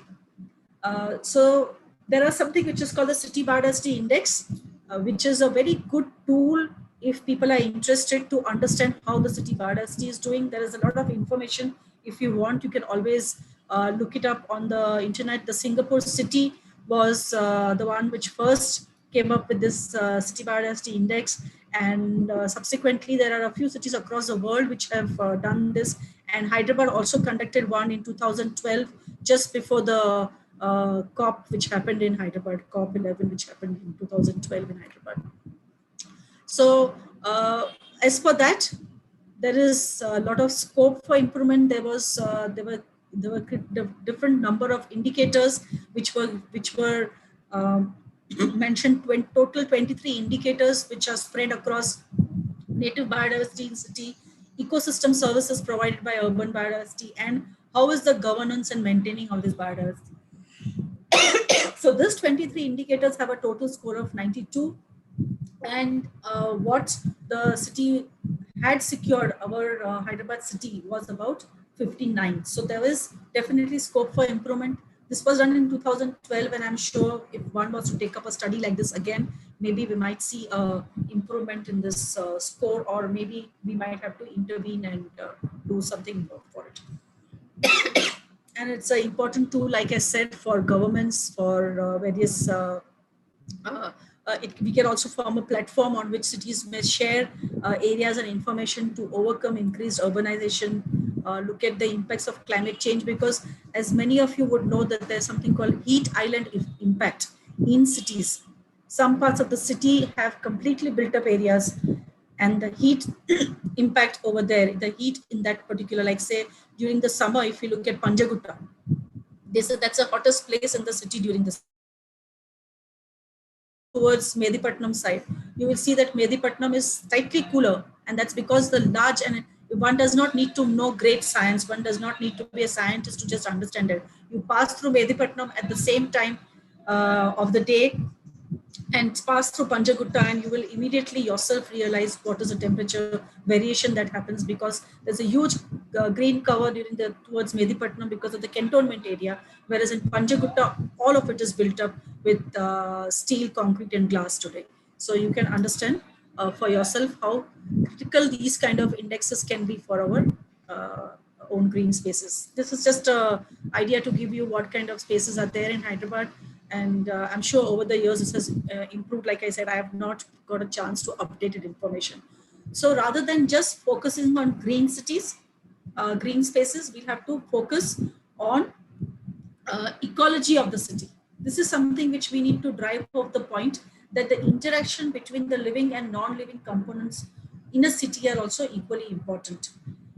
Observing building and community structure and the dynamics of that is also important. Like if you see the picture below on your right hand side, a lot of pigeon feeding is happening. People are interested to do something for birds. People put water bowls in the summer season for birds. They throw grains. But sometimes some of this, our benevolence can sometimes go to another extent, especially as you see in case of pigeon. Pigeon feeding has become a huge menace in the city because the pigeon population has risen. Because of continuous food availability, there is a higher fecundity. There is a more reproduction of pigeons in the city, as a result of which pigeons are becoming a menace. And these pigeons can transmit many pulmonary diseases. And this is something which, if you tell somebody who's throwing grains to the pigeon, they might even come and attack you, saying that, "Nay, I want to look after the birds. I'm feeding the birds. Why are you objecting?" But they do not know that your benevolence would be actually detrimental to the species and other bird species as well. There are many other bird species which we don't talk about. Sparrow is a common knowledge. Everybody knows the decline of sparrows. And however, luckily the sparrows are making a comeback. But there are many other species like, say, crows. I do not know if you have ever noticed, we have a decline in the crow population in the city of Hyderabad. We rarely see too many crows because the whole landscape is dotted with a few species of birds. So we need to change that equation. We need to be more proactive. And luckily, our traditional beliefs, our culture has still kept a lot of biodiversity intact, where we have urban sacred groves. We have our religious places which still have a lot of plant diversity in the form of the sacred groves. We have these kind of temples like the Red Temple in Bikaner, or you see the Bahari Sharif, which is a very important cultural, for religious and cultural importance, or Monkey Temple in Galtaji Temple, which is in Jaipur. So we, in our Indian ethos, we do have an innate sense of supporting biodiversity. So many different ways in which we can support biodiversity already. Like you saw this, what they call it, Kabutar Khana. But in those days, people did it because they thought that birds will come and things. But today, Kabutar Khana may be a menace, but I'm sure there is a way out. We can work together with the communities and see how these Kabutar Khanas can be also turned into supporting other urban biodiversity. Our own lawns and kitchen gardens, they support a lot of insects, small mammals, and we haven't even looked at our soils in the urban area, what is happening there. Natural water bodies or man-made water bodies, and even a lot of people looking after stray cats and stray dogs. So like I said, people do like animals, it's just that they don't want them in their own backyards maybe, but there are few people who still continue to feed dog and animals even during the pandemic, which was very heartening because they felt for other than human beings, and there were groups of people going out in the streets looking after these stray animals also. Like I said, our architecture has always been very friendly to biodiversity, and some of these architectures are in front of you. We had such kind of components installed in our own homes where sparrows and other animals make their, like you sometimes you'll see suddenly a small nest which is of a squirrel, or you'll see a small nest which is of a bird.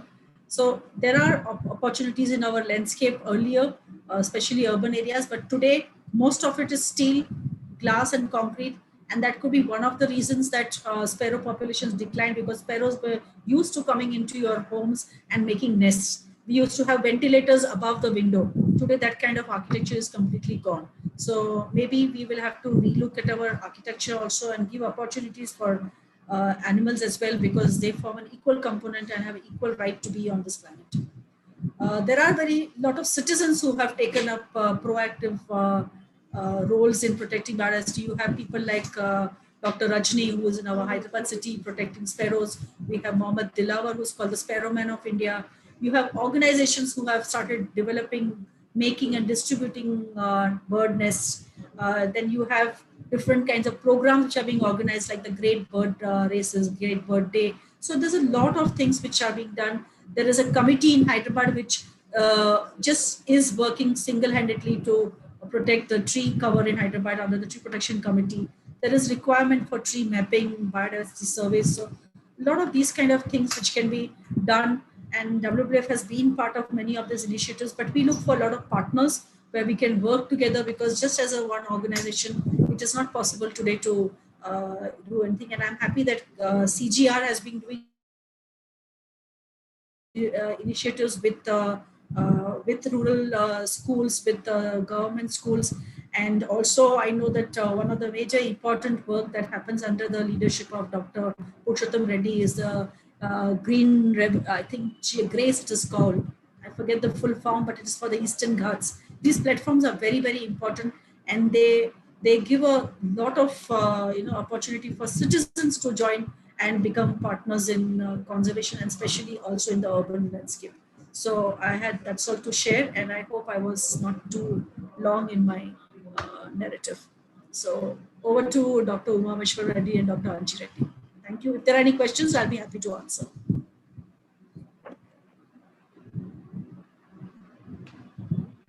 Yeah, thank you, madam. Thank you for your thoughtful insights about urban biodiversity. It's always, we know that urbanization is making hostile conditions for the wildlife, other species. And we need urban spaces, urban resilience actually for the space for the other creatures like birds, wildlife, and fauna and flora. It's great that you express the concerns and the ways and means, some of the ideas to restore our urban biodiversity, because we came into their terrain, the wildlife terrain, and we made their life hostile. And one example in Brazil, Rio de Janeiro city has one of the very prime and primeval rainforest. It is Tisga National Park, almost nearly 40 square kilometers. It is oldest rainforest, and they preserved it for the sake of showing an example for the urban dwellers that biodiversity is so important. And we, Hyderabad, have so many urban spaces. We need to protect it. Like if we protect those urban spaces, I think Hyderabad urban biodiversity is safeguarded. If we go on encroaching and making it a grey jungle with buildings and all these things, I think the urban biodiversity of scope of the Hyderabad will be bleak. And it's a great work WWF is doing, Farida ji.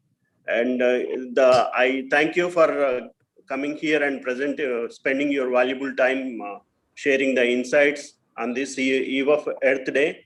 Thank you very much, madam. Thank you.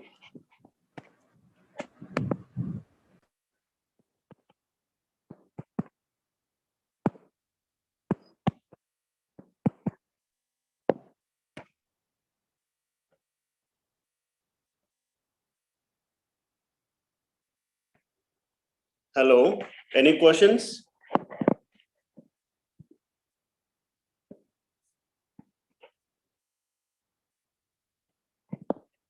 Participants can raise their hands if you have any questions. We will take one by one.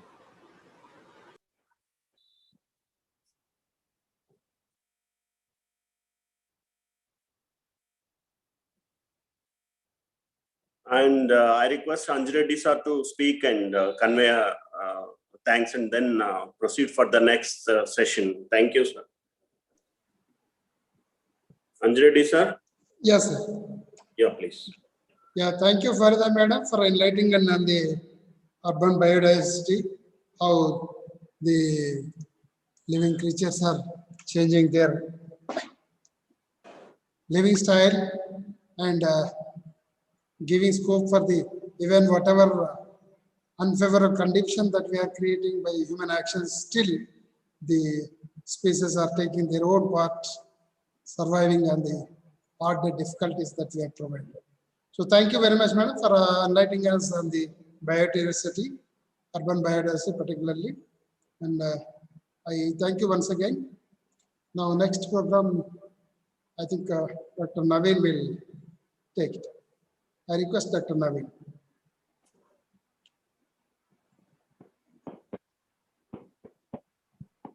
Okay, thank you, sir. Thank you, Anjali sir. Welcome to all. It is nice to meet all of you on this restore of earth. It is my honor and privilege to introduce a great person of environmentalist and social activist and Pudami Putrudu, learned professor K. Purushottam Reddy Garu. It has a long and legendary span of nearly 4 decades of environmental activism. Naveen garu, Sir, I think before Purushottam Reddy sir, I think Dr. P.S. Ramakrishna will speak at first. okay, sir. Okay. Thank you. Okay, sir. May I request P.S. Ramakrishna garu, sir, Umameshwar sir, Yeah, please. who will introduce the Professor Dr. P.S. Ramakrishna garu? Just let me know, sir.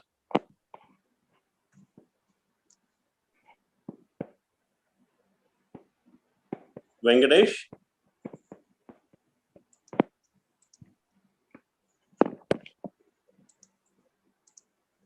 Sir, అదే Shravan sir చేస్తున్నారు sir. Shravan sir? Yes, sir. Yeah, I request Dr. Shravan to introduce the P.S. Ramakrishna garu. Shravan. Shravan sir is not in his ID. I think he is from different ID, I guess. Sir, Can we sir ఉన్నారు sir. He is with Shravan only. He is with Dr. Shravan. Sriram Shravan. Yeah, Venkatesh, you can call him Venkatesh, that he can be alerted. Please call Venkatesh. Sure, sir.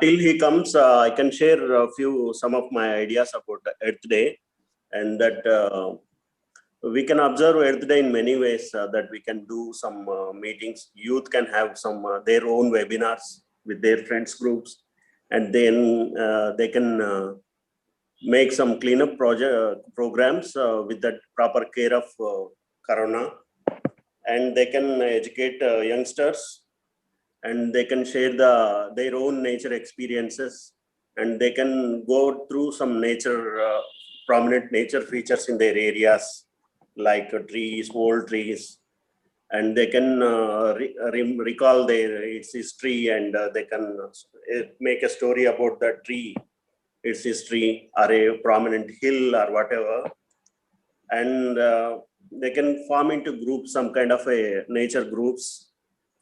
And India is a dense, populous, and a vast country, and our footprint is very heavy on the people, nature.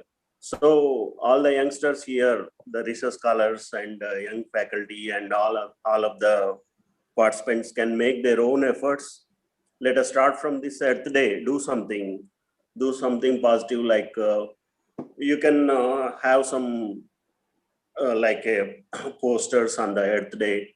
Sir. Many innovative ideas. Okay, has he joined? Sir joined? Yes. Yeah, let's Ravan introduce Sir Ramakrishna sir. Okay, thank you. Yeah. Yes. Dr. Shravan.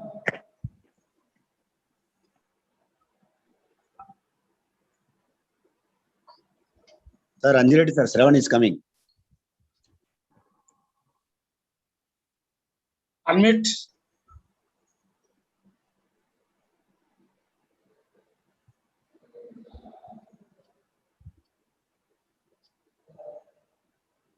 Sir, voice out.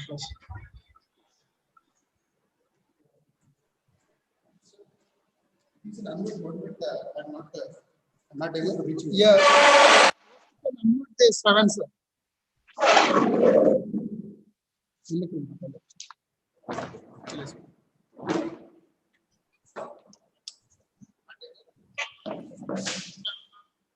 Hello, am I audible now? Yes. Yeah, I'm sorry for the inconvenience. Due to some technical problem, I was unable to connect to all of you. So, without taking much time, I say today we have actually 3 sessions. Yeah, 3 sessions. For this session, first of all, my heartful welcome and good afternoon to one and all. Dr.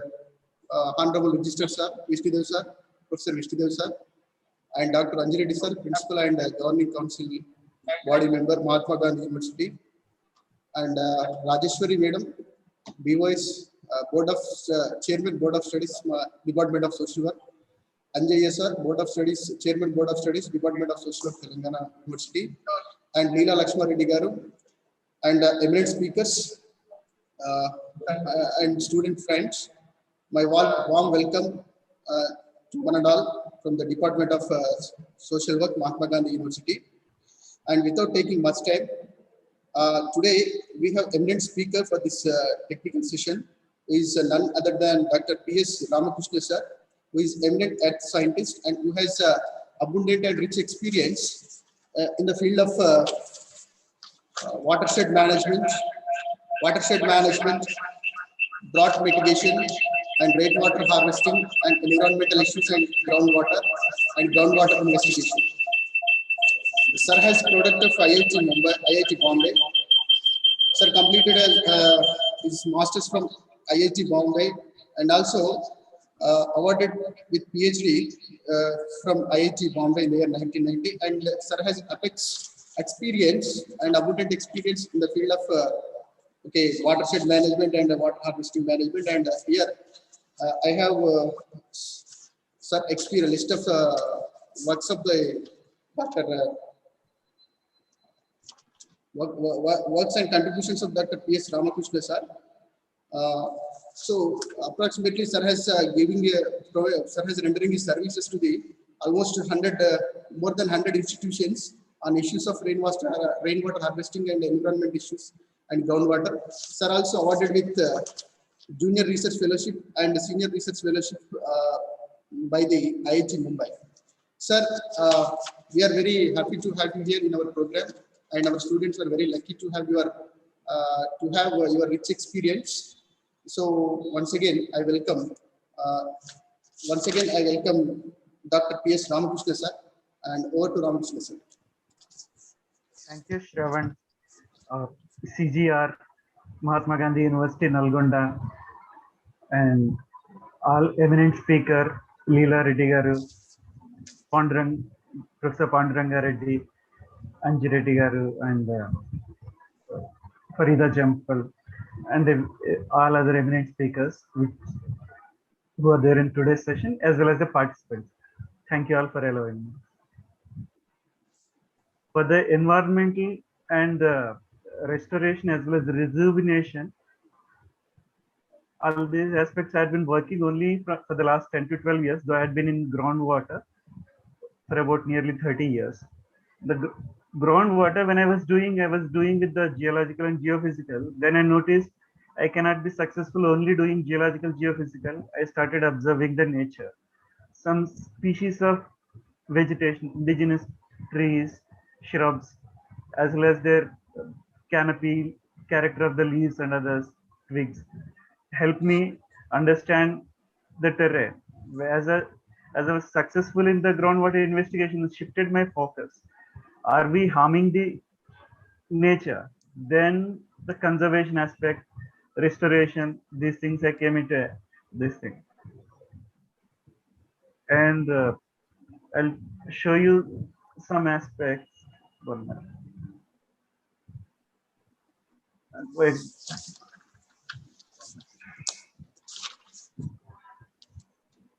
Well, rainwater harvesting, what we do in the urban areas, just do things. Then I thought of streamlining the process, and these are the things. Sorry. Equitable distribution of rainwater through the landscape, terrain, design. Increasing soil moisture, soil conservation, other measures. Most of us, we miss the soil conservation and soil mission. In fact, rainwater harvesting also involves soil conservation and restoration. And rather than doing the physical filtration mechanisms, I found trees like, bear tree, like reg chettu antam Telugulo, vakkai chettu. We call it karvanda here, most of the North India. Those things help. And also creating ponds and lakes. These things also help.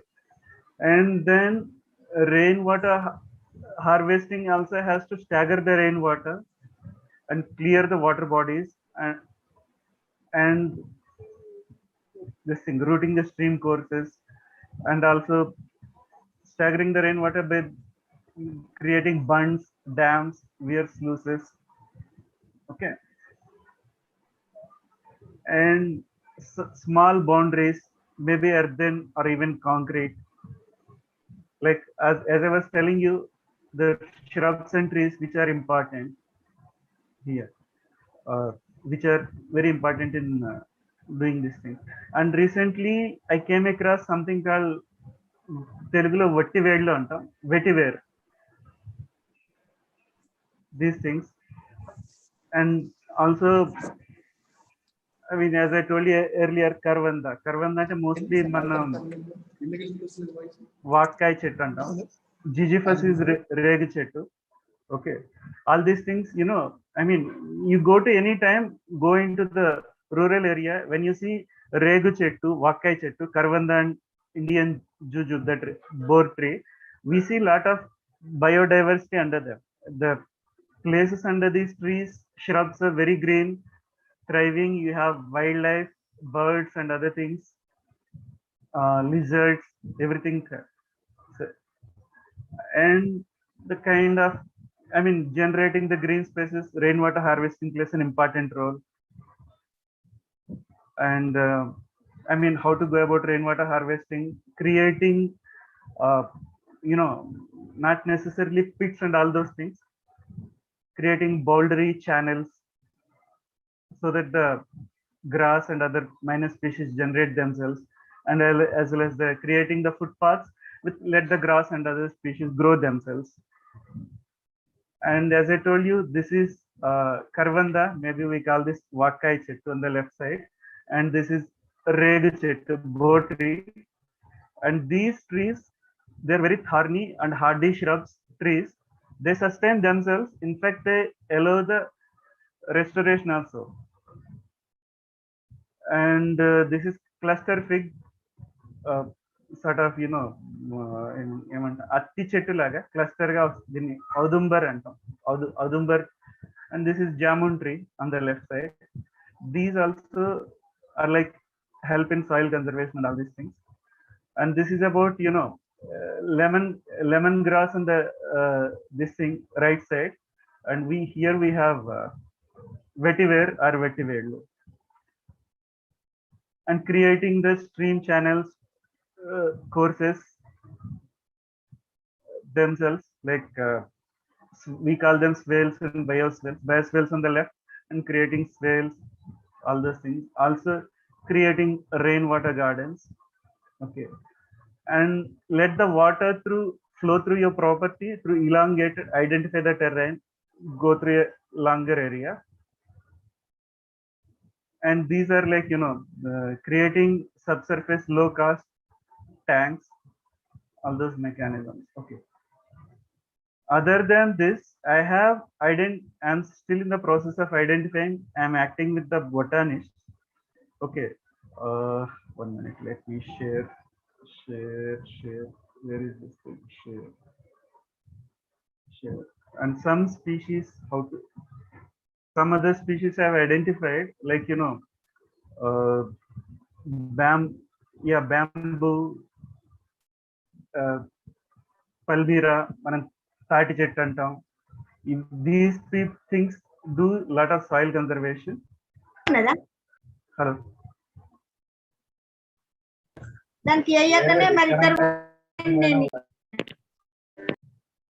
And going through some of the files, I mean, how to go about restoration. I mean, identify the stakeholders and knowledge, native reference of ecosystem recovery process, clear goals, and highest level of recovery. Restoration is a continuous ongoing process. And also, this is taken from IUCN. Various physical conditions, composition, structural diversity, ecosystem external changes, absence of threats, and communities have to be inbuilt into these things. On this thing, knowledge enrichment. One thing about the ecosystem restoration and rejuvenation of water bodies is that this is an ongoing process. Sometimes it may take 3 to 5 years, sometimes it takes more than 50 years, and there are bound to be external interferences. We have to overcome the external interferences and keep on pressing with that. For this, we have to take communities into confidence and build them. And certain species I have identified, and this is an ongoing process still. I mean, particularly this is in relation to a place near Talegaon and Bombay Pune road. Here I'm listing, as I told you. These are the species we have. Some names are in Marathi. The first names are in Marathi. These are scientific names, and these are common English names, which I already told you about vetiver and all these things. Still, some other names are there. Maduka languifolia is like we call in Telangana Vippachettu, Ippachettu, or here we call it Mo in North India and Maharashtra. And also Pimple, that is Ravi Chettu in Telugu. And also a lot of other trees are there. Okay. And my only issue is that what is the Marri Chettu? This is banyan tree. A lot of trees are there. Some you might be identifying. My only issue is that we should focus on indigenous trees which are native to the species. Still better is endemic. Endemic ante aa chotloni dorike chetlu. Only species belonging to those particular trees. Still better. Indigenous, and these trees are very hardy. They survive on their own. And one monsoon we have to support them. Preferably plant these trees before the monsoon, maybe 1 to 1.5 months before the monsoon. Sustain them till the monsoon. After monsoon, they survive on their own and they enrich the system. And also another aspect is, let the this plantation or this restoration not be confined to only one species only. It should be wide. It should be variety of trees spread across. And second aspect is having the community, local communities be part of this place. And regarding urban, Farida madam was talking, urban restoration,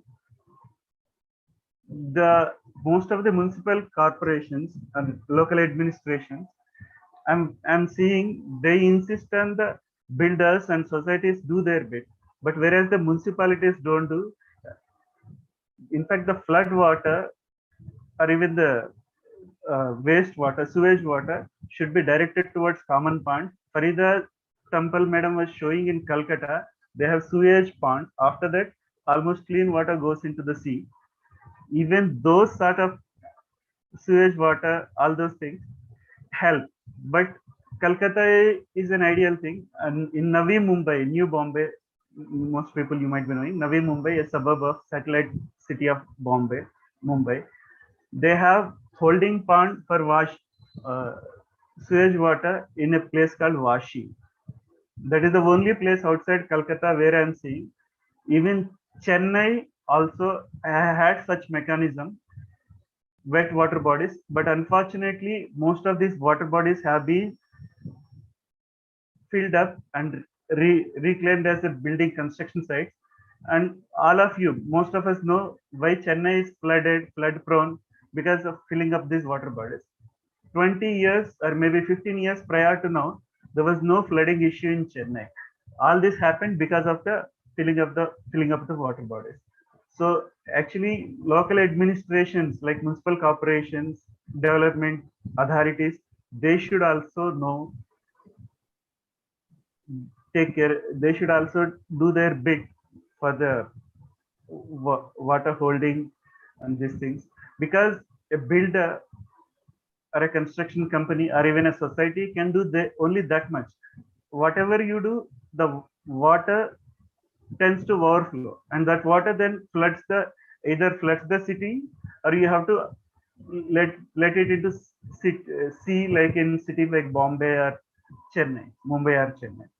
So we have to have holding ponds and sort of mechanisms, this. And another third aspect of restoration is, people were talking about, Professor Panduranga Reddy and Farida example also, polluted or spoiled soil and water bodies. There's a mechanism, my friends tell me from the field of chemistry, there is a mechanism called chelation.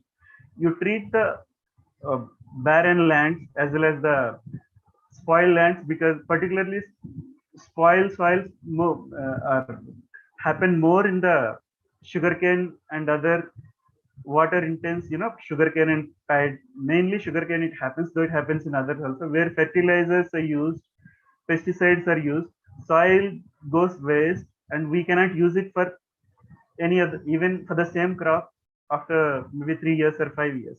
In such cases, there is a process called chelation, soil, soil chelation. So we use chelation, the soil also can be reclaimed. But a lot of these things are happening in the laboratory and on experimental basis. People are publishing papers in individual case, but such things should be spread all over. So it's not that we can, I mean, if once water, soil, land is laid waste, either due to desertification or something, it should not be abandoned. It should be reclaimed. In case of barren or desert, we can do the plantation, revisit indigenous plantation. I stress indigenous because you bring the external plants, I mean, external exotic species, they require more water. In fact, some of them may be weeds, they have unhindered growth, like, water hyacinth, and also I came across some specific South American species which are spreading through this thing, destroying the indigenous species, which do, even some of the species are so bad that even cattle cannot eat them. We have to have our own species which are not only useful to communities living in, also greens the spaces and also enriches the soil moisture and organic matter. Yeah, one important aspect in soils here is when you're reclaiming the soil, restoring the soil, enriching the soil with moisture and organic content is very important. By doing this, you'll reduce the dependency for fertilizer, like, phosphorus, nitrogen, and all these things. So these are important aspects. More scientists, localized people, from different kinds of fields, like, geologists, soil scientists, and agricultural people have to be involved in restoring. And yeah, and local communities, whatever we do, local communities have to be taken into confidence. One thing, as Farida madam was telling, more and more people are flocking to cities, leaving the rural area, agricultural fields. So here we have to make some sort of help to the assistance to the local communities, or even guide them. Like, I remember some time back, Dr. Sai Bhaskar, in association with CGR, was creating earth centers and such things in the villages and all those things. More than earth centers, maybe create lifestyles, living habitats for them.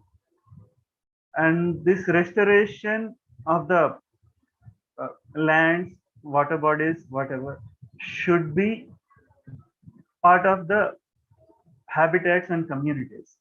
Then only it is mutually beneficial. Communities also benefit from the thriving, nourishing water bodies, or even vegetation, land, and also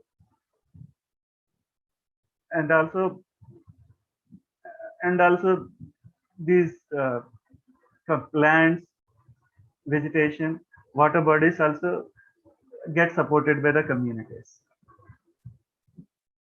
And another thing is, when you're restoring the water bodies, we have to remember one thing: flora and fauna. Flora means vegetation, green cover. Fauna means the animals, like, fish, frogs, whatever are the local things. Once fauna also comes back, the trees, like trees and everything, are controlled. One example I'll tell you: suppose only forests are grown, you'll have a lot of herbivores, like, only plant-eating animals like deers, all those, and they grow in abundance, and in fact, they may turn pest. So you have to introduce leopards and all those things. So restoration is not complete without flora and fauna. I mean, not only trees, also wildlife. Not much studies has been done in India, but I can tell you about one aspect. When Yellowstone National Park, wolves were hunted about more than 50 years ago. They were hunted to extinction. And when wolves were brought back to Yellowstone National Park, this is in Wyoming, Montana, USA, the local, they have something called moose deer and other herbivores, vegetation eating animals. They were uncontrolled before the wolves were brought back. So they were destroying the local, whatever vegetation restoration they'd done. So when they brought the wolves back, they controlled these vegetable animals or vegetation eating herbivores. So the local trees generated them, the local vegetation generated, I mean, the indigenous vegetation themselves, and it helped in restoring the water also. The stream started flowing, the water level, surface water increased, groundwater also increased. So what I mean to say is the restoration is incomplete without bringing back both the vegetation, green cover, and the animals back. Okay. And regarding urban restoration, we have to have the local administration and the local communities also involved, because it is not, the restoration is not confined to your premises, society premises, or gated communities. It has to be involved in totality. I mean, in a city or in the metro area, all this. So hope I have contributed enough to your presentation. Thank you, CGR. Thank you, Mahatma Gandhi University, Nalgonda, and all speakers and esteemed professor like Professor Panduranga Reddy and Farida Tampal and others. Thank you. If there were any slip-ups, sorry about that. I ask the anchor to take over. Thank you.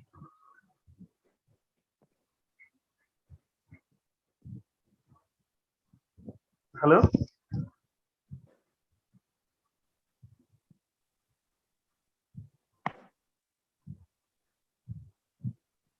Hello?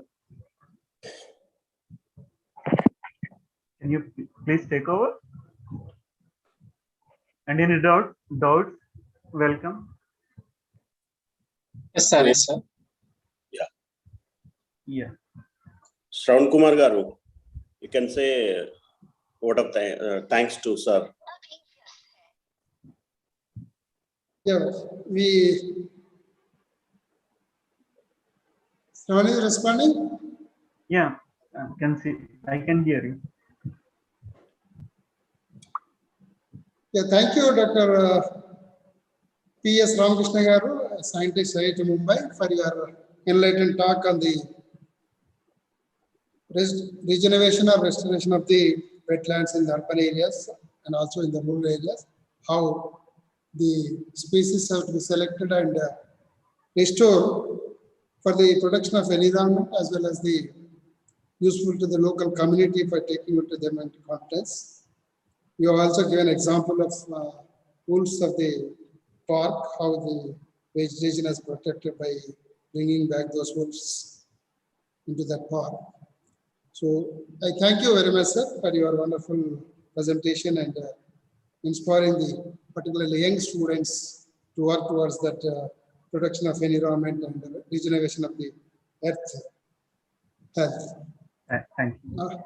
Now I request Dr. M. Naveen Kumar to introduce Professor Purushottam Reddy. He says always everybody a brother, Anna. a great personality, and is popularly known as a pollution Purushottam. Actually, he is a political science professor, but he has become a political science is replaced with the pollution.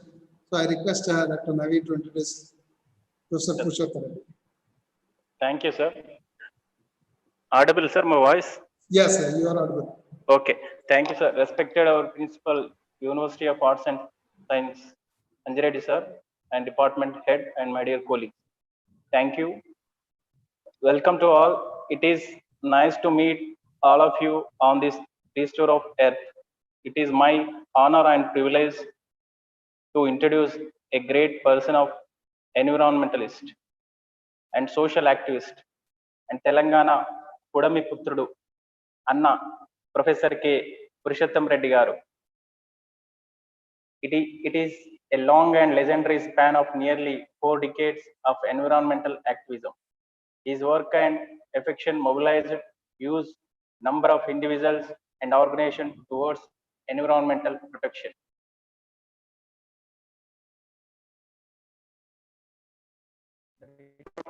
Environmentalist, academic activist, and political scientist, was born in a farmer family on 14th February 1945.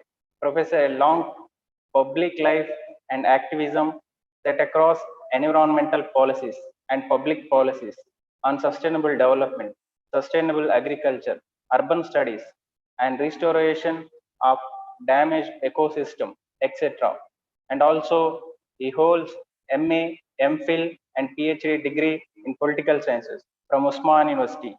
His PhD was an environmental policy and education and investigative analysis of eco degradation of Patancheru in Andhra Pradesh.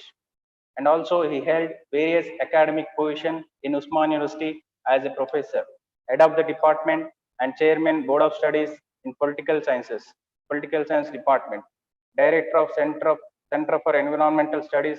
He is a resource person for many universities and their academic staff colleges. MCR, HRD, AP Judiciary Academy, MIT School of Government, Pune, ESSCI, and Center for Cultural Resource Training, and etc. He served as president Usman University Teacher Association for 2 terms, and also he emerged as a India foremost and well-known environmentalist. He has had about 25 successful environmental movements, such as a struggle against nuclear restore, struggle against mechanized struggle houses, struggle against industrial pollution, lake conservation, and struggle for water, etc. He popularized the decades such as a sustainable development, think globally, act locally, etc. Professor is founder, president, Citizens Against Pollution and Environment Action Group establishment in 1985 and based in Hyderabad. New York Times on its February 6, 1991 edition regarding CAP as one of Indian leading environmental action groups.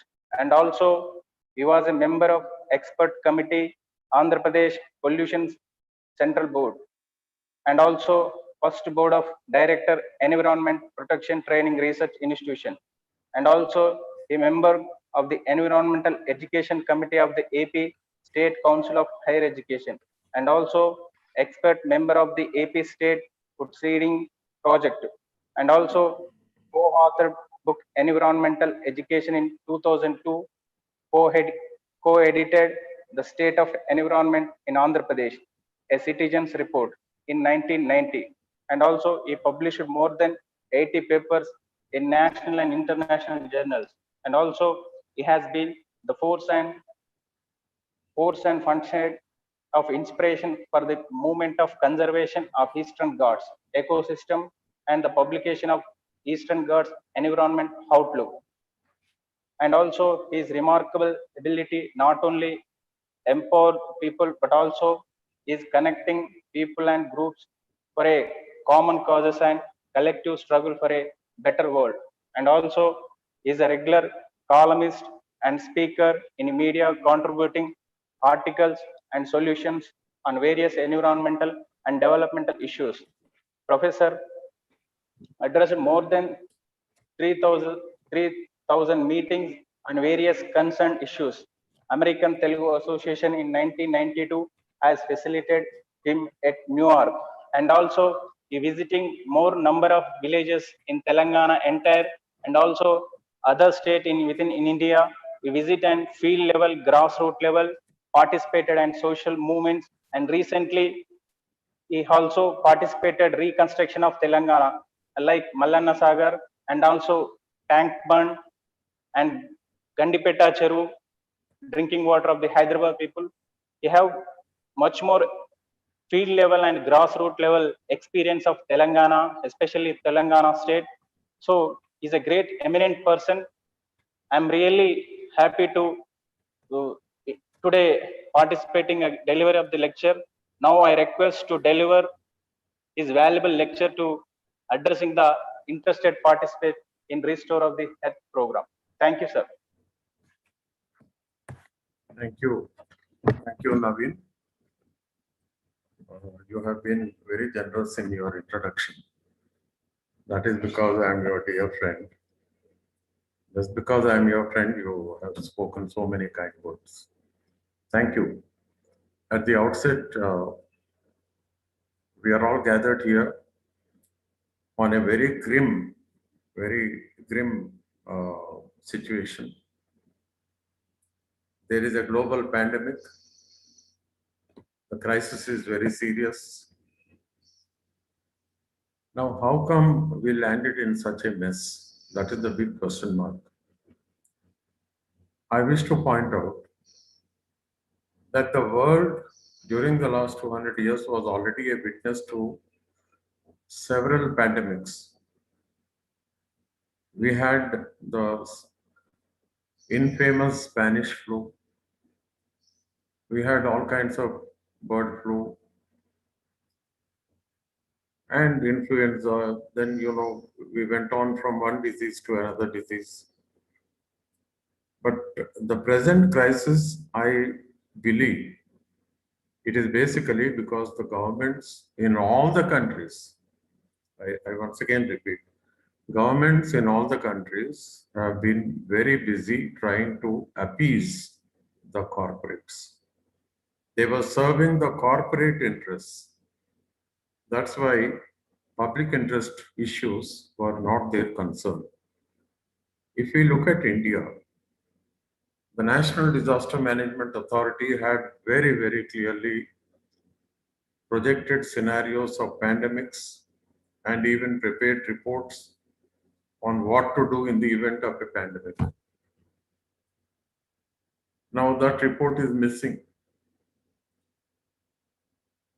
All the effort put in by NDMA was lost. Then we come to state disaster management authorities in India. Believe me, friends, there is not a single state in India which has taken disaster management very seriously. Even in this country, all the state governments are only eager to serve the richest of the rich, the corporates.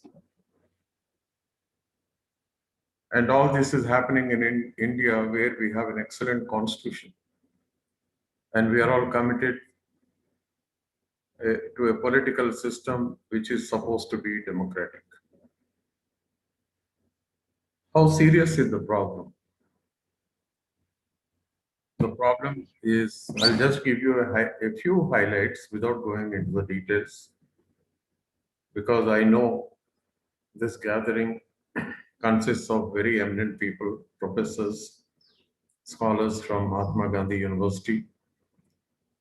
And I was very fortunate to listen to our friend from IIT Bombay, Sri P.S. Ramakrishna Garu.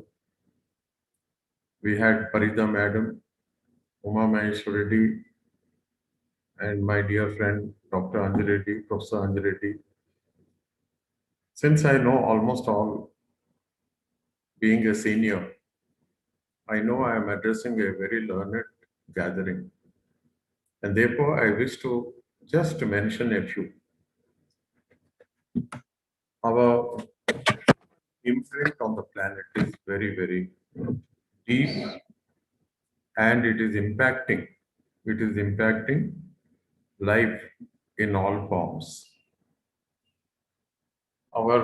My first word is our imprint is now truly global. Our imprint, the imprint of Homo sapiens, it's truly global. The second major thing is our assault on the planet is altering the very fundamentals of the living world. Here, this I am quoting from David Attenborough from his Living Planet. I request everyone to connect to those videos. It's very, very important because he has given his Living Planet is a witness statement. He is 94 years old, and a 94-year-old giving a witness statement to what transpired during his lifetime. What a wonderful planet this was. This was our, paradise on earth, and what we have made it today. And this witness statement, he is 94, and I am into my 79th year. I have always been saying that I have been a witness to the destruction of every ecosystem in this country. Very sad. We go a little further. Overfishing of the oceans, it is very well known. Then we have been cutting down trees. It is not just cutting down. In fact, last year was a witness to the burning of the forests in Canada, in America, in Africa, in India, even Alamala, and in Australia. What's happening? Why are we destroying the forests?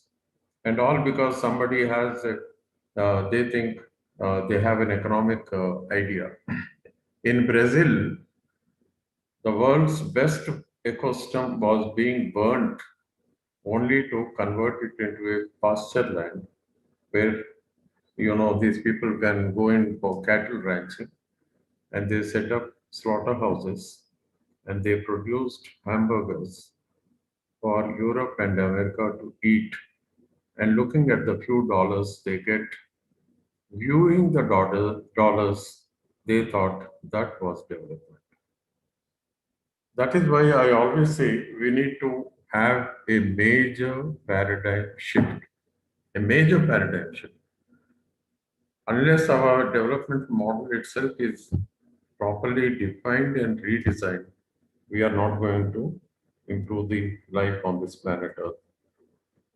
Friends, I have, because this is not the time for lengthy speeches, but all the same, just to recap the idea of environment protection right from the 1960s. I would rush in about 5-10 minutes and complete it, because it's always important to understand the origins of the movement of protection of environment. The 1960s, it was one of the best time in America, where great intellectuals came forward and they started questioning the system which was existing till then. On one side, we have Rachel Carson, an environmental biologist who was a prolific writer. At the risk of her life, she was working for the protection of environment. And when she published her most important book, which is The Silent Spring.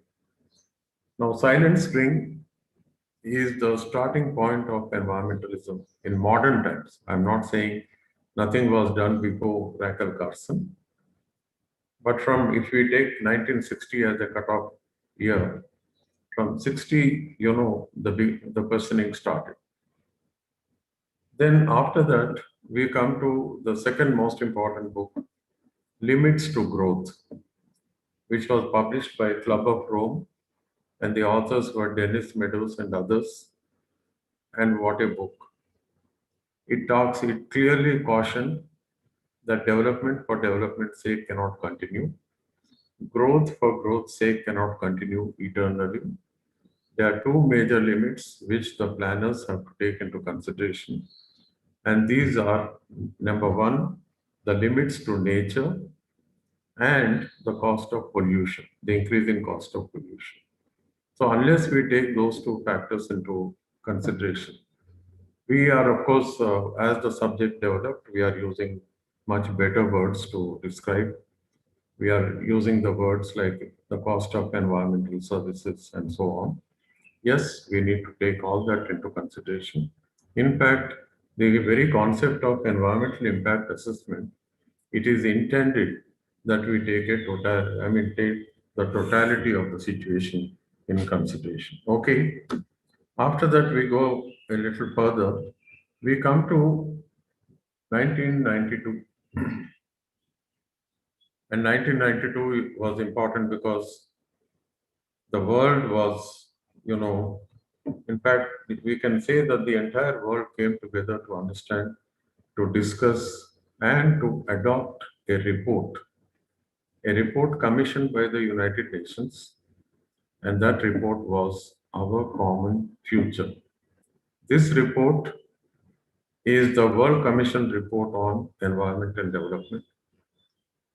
This commission was appointed in 1983. It submitted its report 1987, and to discuss and adopt the report, UN organized that conference in Rio, and I can tell friends that that was the conference which tilted the debate in favor of environment. At that particular conference, the nations which met at Rio, popularly known as the Earth Summit, they discussed threadbare the World Commission report, and they adopted it. The report talks about 5 major problems. One, the depletion of the ozone layer. Second is global warming leading to climate change. Third is the loss of biodiversity. Fourth is spreading desertization. And fifth is the challenge posed by nuclear reactors and nuclear bombs. But the report goes a little further. In the second part of the report, they describe how development should be organized. And they very clearly mention that development has to be sustainable. And it is in that report, for the first time, sustainable development, within inverted commas, was defined. Now, what is sustainable development? By now, everybody knows. And to just cut it short, it is development which takes into consideration the needs of the present generation. That is, the development should fulfill the essential needs of the present generation, but at the same time, it should be conscious of the needs of the coming generation, for generations to come. In other words, the kind of development that we promote should be sustainable. It should be lasting, because we are not the last generation to live on this planet Earth. Life has to continue, and we are accountable to the coming generation. Now, having defined sustainable development, the Earth Summit then proceeded to come up with a program, and that program was Agenda 21. That is, preparing the Earth in order to enter the 21st century on an environment-friendly note. That is, from the June of 1992 to the entry to the beginning of the next millennium, say about roughly 7.5 years. That 7.5 years time was intended for the nations of the world to prepare, to come up with necessary laws, to develop certain institutions, to build educational and research systems, so that the nations will be ready to organize activity in a way which will lead to sustainability of development. Okay. In addition to this, Rio Conference created 2 registers. One, a register to organize conference of parties on climate change, And the second one was a register to organize conferences of parties on biodiversity. These two COBs, they did a commendable job. They did much more could have been done, but let us not blame that playing the blame game will not help. Let us be realistic. We are living in a world where there are so many diversities, and also there are, unfortunately, so many corporates are playing, and they have become major pressure groups. As a result, our progress in the direction of climate change and also arresting climate change and also protection of biodiversity, it has been slowed down. Friends, prior to Rio, the first major attempt by the UN enabling the world to come together, that was done in the form of a conference when it organized the conference in Stockholm, 1972. And the conference was inaugurated on June 5th, and June 5th of every year is being observed as the World Environment Day. Okay, friends. Mrs. Indira Gandhi, she gave the keynote address at the Stockholm conference. She was there for 5 days, and Madam Gandhi was influenced by the deliberations that took place there. Having returned to India, Madam Gandhi immediately appointed a parliamentary committee in order to draft the prevention of water pollution bill. And this committee did a great job. There were wonderful members like Mohan Daria and Krishnakant as members. Young Turks with open minds and a lot of commitment for the welfare of environment and people. That is why our Water Act was a wonderful initiative. It was enacted in the year 1974. Pollution control boards came to be organized in this country in 1976.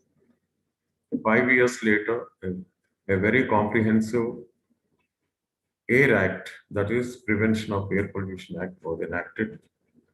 But in spite of the Air Act and the PCB, we know what happened in Bhopal, 1984.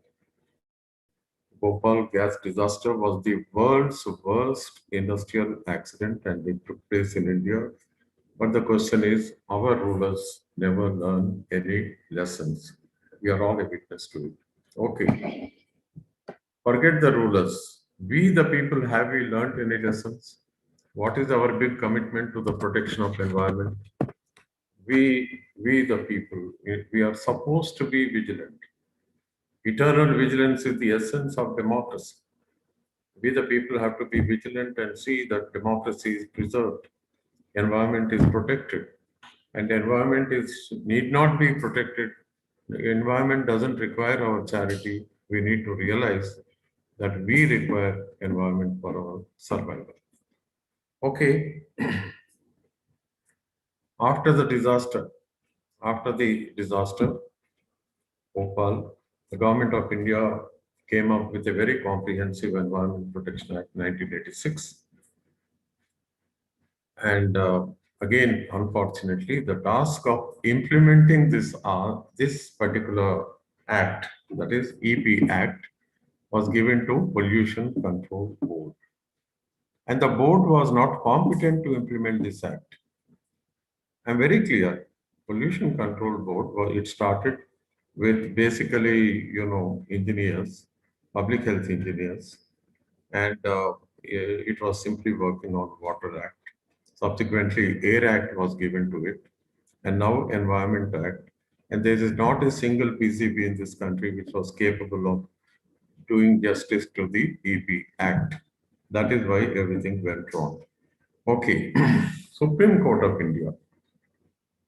They started going to the rescue of the poorest of the poor, the displaced, the marginalized, the suppressed and the oppressed, and of course, people suffering for human rights violation, people compelled to breathe increasing levels of air pollution, compelled to drink highly toxic and contaminated water. people started going to the courts and the courts started giving judgments in favor of the people because now they were armed with the EP Act, and this act was good enough for the courts of India to take up. And here it is time to recall some of the best judges, that is Justice Krishna Iyer, Justice Bhagavati, Justice Kuldeep Singh, Justice Venkatacharya, Justice Jeevan Reddy, and quite a few others.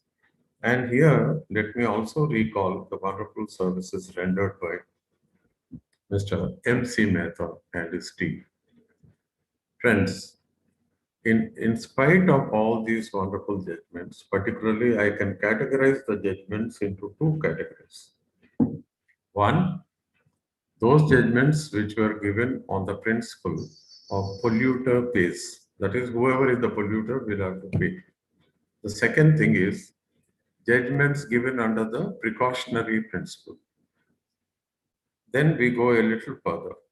We come to subsequent enactments of the Parliament of India, because they had to show to the world that they were environment friendly, people friendly, and therefore they did a solid work when it comes to enacting the laws. For example, the Forest Act, then the Public Liability Act, the precautionary principle which was discussed in Parliament, all these things. And then we go a little further, we come towards the end of the 20th century. And the whole world, at that time had an action program. It was given by the UN, and that action program was named as Millennium Development Goals. And these goals were 8 in number. I have categorized for my understanding, I call it as PITCH, pitch due. The first one is poverty, illiteracy, thirst, child mortality, hunger, diseases, environmental degradation, and women equality, women protection. These were identified as the most important pressing needs, urgency. The whole world was suffering because of these 8 problems, and it was expected that the nations of the world will come up with legislation and try to address these most important pressing problems. I am not here to say that nothing has been done. Definitely there has been some progress, but this progress it has not been properly done. That is, a certain patches of progress here and there in some cities, some villages, at the whims and fancies of state governments and the central government, only to show to the United Nations that India is doing much on when it comes to addressing MDGs. That unfortunately has hurt the people of India to a great extent. And therefore, today, when we look at the contemporary scenario of India, India has the world's worst polluted cities. If we take the topmost 20 most polluted cities, several times reports have indicated that the top 15, at least 15 of the 20 are in India. Delhi is almost like a smoke, as a gas chamber. Every other city in this country is like that. Apart from the meteorological conditions that exist in North India, the indifference of the governments is adding a great load of pollution. And even today, we find the indifference of the government when it comes to the welfare of the citizens. Okay. Meanwhile, universities and colleges, they have taken up this subject. Hundreds of PhDs have been produced. Thousands of articles have been published. Books have been published. Reports have been published. But then, I'm very sorry to say, the government, not only at the center, but also in the very many states of India, they hardly take notice of what is being published. And our academics also, they are happy with just publishing. I would appeal to my dear friends in the academic world that they are doing human service to the growth of knowledge in this wonderful field of environment. But still that is not sufficient, because the time has come when we academicians, we should take the lead and sensitize the public, galvanize them into action, channelize their energies, and ultimately build up a strong public opinion. Only then, and also we need to speak a language which political parties understand. Yes, we are more educated than them. We know the subject. We have greater concern. If we go and come into the society and join, we have to raise our voice and tell, particularly during election times, that these are the real issues which concern the welfare of humanity. If we do this job, I am sure the people will trust us and they will begin to reject the political parties which are against the people and environment. Friends, I go a little further. Here, I have been mentioning that the world is now preparing itself to go in for a major paradigm shift. And as the world reached 2015, 2015 is important for two things. One, the Paris Accord, which was signed in December. Two, for the Sustainable Development Goals, which were adopted in September 2015. We go a little further, and then we realize that from 1st of January 2016, the Sustainable Development Goals were supposed to be implemented. Now we are now it's almost the sixth year, 16, 17, 18, 19, 20, 5 years, and we are now 2021. We are in the sixth year of our efforts to realize the Sustainable Development Goals. Okay, and the time frame is we have another 9 years to go. That is by 2030. Definitely, we the people in this country have realized those. I mean, we need to realize they are our objectives. They are global objectives. Since India has committed to it, they become our objectives, and therefore we are committed. I appreciate the media, particularly Dr. TSPR channel, which is dedicated for human rights, constitutionalism, democracy, environment. They have been in the forefront of this great crusade to protect the planet Earth and make it more sustainable. Lastly, friends, it's important. From 2016, the world is trying to, push the agenda of sustainability. But again, equally on the other side, we have these corporates trying to restrict.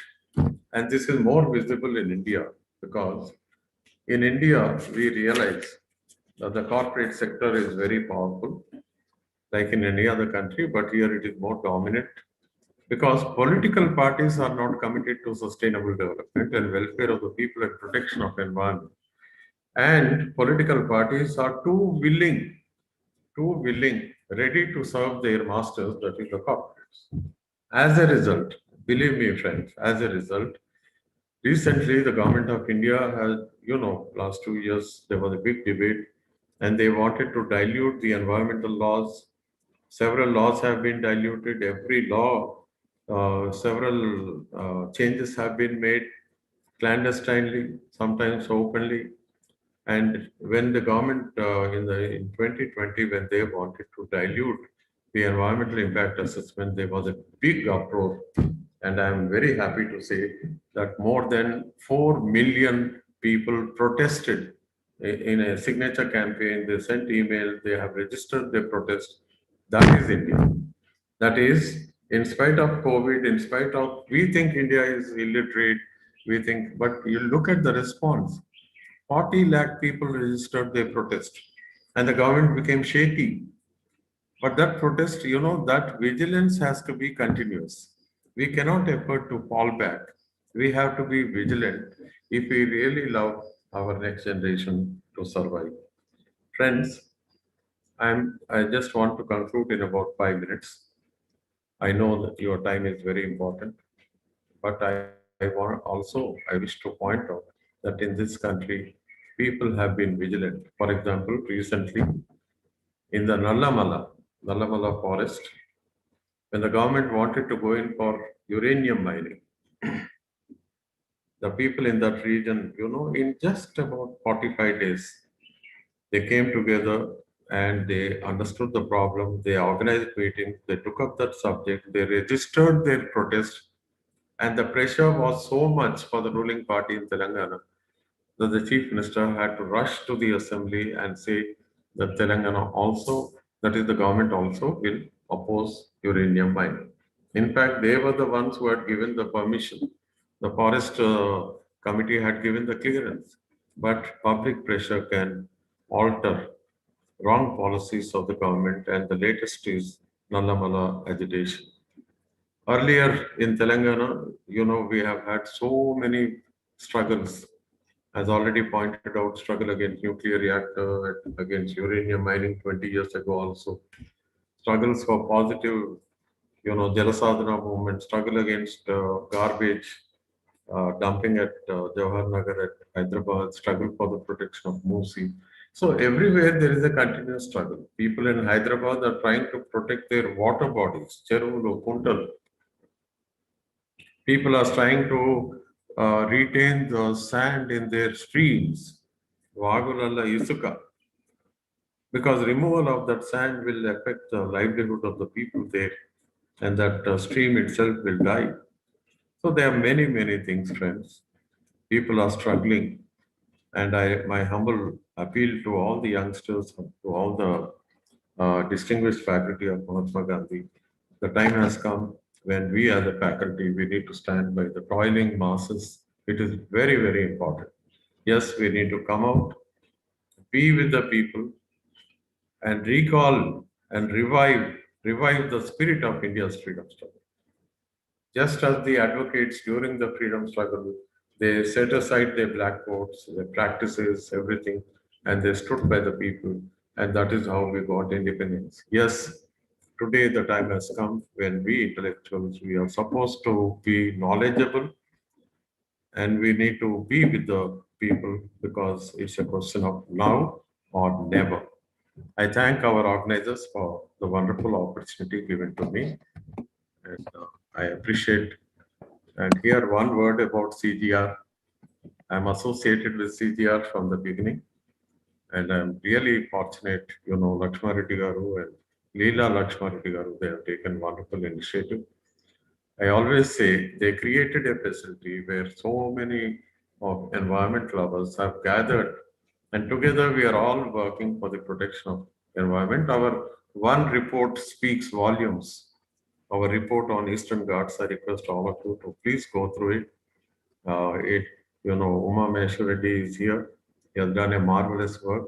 I recommend the book to every academician. And similar reports have got to be made, but just reports are not sufficient. We also need to follow it up by activism. Thank you very much.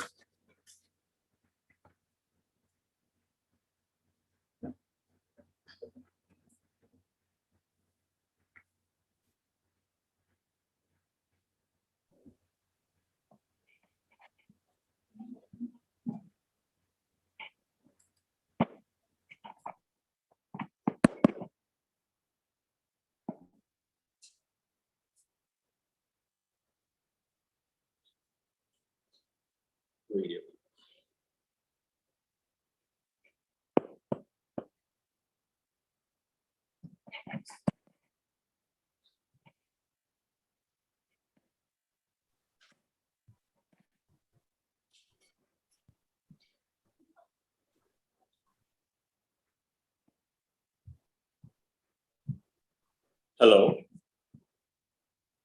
Yeah, in the gap. Hello, Yeah. sir. Thank you. There should not be a gap. Okay, carry on. It should go on incessant flow.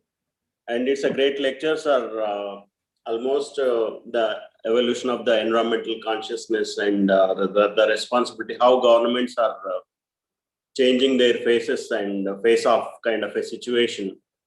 If we don't really take into consideration of these concerns, really there will be a great problem for the generation to come. And even for us also, we are witnessing a great disasters and climate change, loss of biodiversity. I think your 40 years of experience and concerns are presented here. I wish that university students, young students and research scholars, faculty, they will also heed to your suggestions and take forward the baton of this environmental movement. Thank you, sir. Thank you. And next, we have the speaker, Dr. Shashikala Iyer, the last speaker. She is from Bangalore. It's my pleasure to introduce Dr. Shashikala Iyer. Dr. Shashikala Iyer is a senior program manager in World Wildlife Fund for Nature, WWF India, from 2016, and leading the wetlands program in Karnataka. With over 15 years of experience as a professional in water management, she has worked with grassroots level organizations to funding agencies on water management issues. The major projects where she worked include wetland conservation, water management, advocacy, and awareness. I have worked in different states across India, which she worked in different states across India, which gave a better understanding of water management issues across the country. She is a postgraduate in environmental sciences and a master's degree in social work also from Bhopal, Madhya Pradesh. So now she's also a social work postgraduate. Mahatma Gandhi University organizing members also this social work department. I think it's a time that she can elicit her experiences and expertise in water management. You know, water is the essential resource and wetlands are the key indicators of ecosystem balance. So I think she has done marvelous work, and I welcome Shashikala here to speak on the subject on this occasion of Earth Day, to restore our earth and to restore wetlands and water resources. Thank you. Welcome, madam.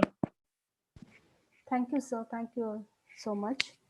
I've been hearing a lot of presentations from the morning, and it was wonderful, and it was nice to hear to so many eminent speakers who have done so much of work on environment and different programs.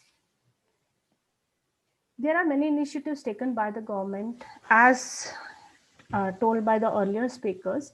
Here now I want to talk about what we as an individuals can do, a bit of us, bit for the environment. So that will be my point of presentation. And also I will talk about one wetland conservation restoration, which WWF India, with the support of the local community and different type of people. Madam, sorry for the interruption, madam. Just some enhance your little voice, madam. Where, okay, you're not able to listen. Yeah.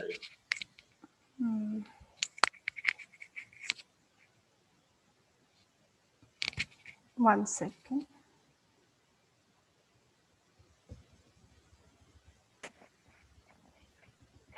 Is it audible now? Yes, now it's clear, madam. Yeah, okay. It's okay, fine. Okay, yeah, thank you. So, while listening to Purushottam Reddy sir, who is like such an experienced, vast experienced person, what he said was imprint of Homo sapiens is global, which is actually very true. Like we have left our imprint everywhere, and now it's time for us to reduce that imprint and give way for the environment. So, one second, it's not, yeah.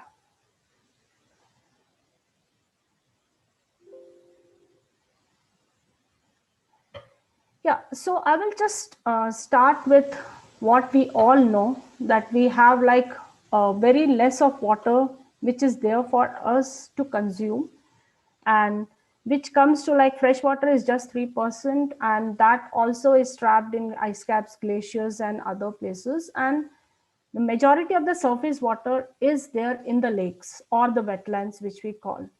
And what is the why wetlands are so important, and why we are now emphasizing so much on lake conservation, wetland conservation across the country, and every government program has wetland conservation as a most important thing, because they are such an important part of the system ecosystem, and they are one of the most productive ecosystem. They are the hotspots of biodiversity, many plants and animals, and they are the major source of groundwater recharge, because I think every state groundwater usage is the maximum, because we don't have any surface water left which is not polluted, and so we all are using the groundwater. And the wetlands also absorb the pollutant and improve the water quality in many places. And many in Bangalore, especially, these wetlands are play an important role in preventing the flooding. Flooding is happening now because the wetlands are all degraded in the cities. And so even if we have a half an hour rain in Bangalore, we all are swimming across. So that's the situation now we are facing. So what we can do to conserve these wetlands? So first and foremost thing, understand the importance of wetlands and how they are connected to our life. If there are no wetlands and no water bodies across, there will be no groundwater recharge, because right now everywhere we have cemented or concretized our every place, because we want everything to look good. So we have concretized everything and water cannot seep inside. So there is no groundwater recharge. And then we are polluting the water bodies which are available. So you have to conserve this wetland if you need water. So first thing is, don't pollute any water body knowingly or unknowingly. You all must be knowing that the sewage water, even if it is not treated, all end up in the nearby water body everywhere, even in the cities, even many of the villages. This is the case which is happening. So don't pollute the water body.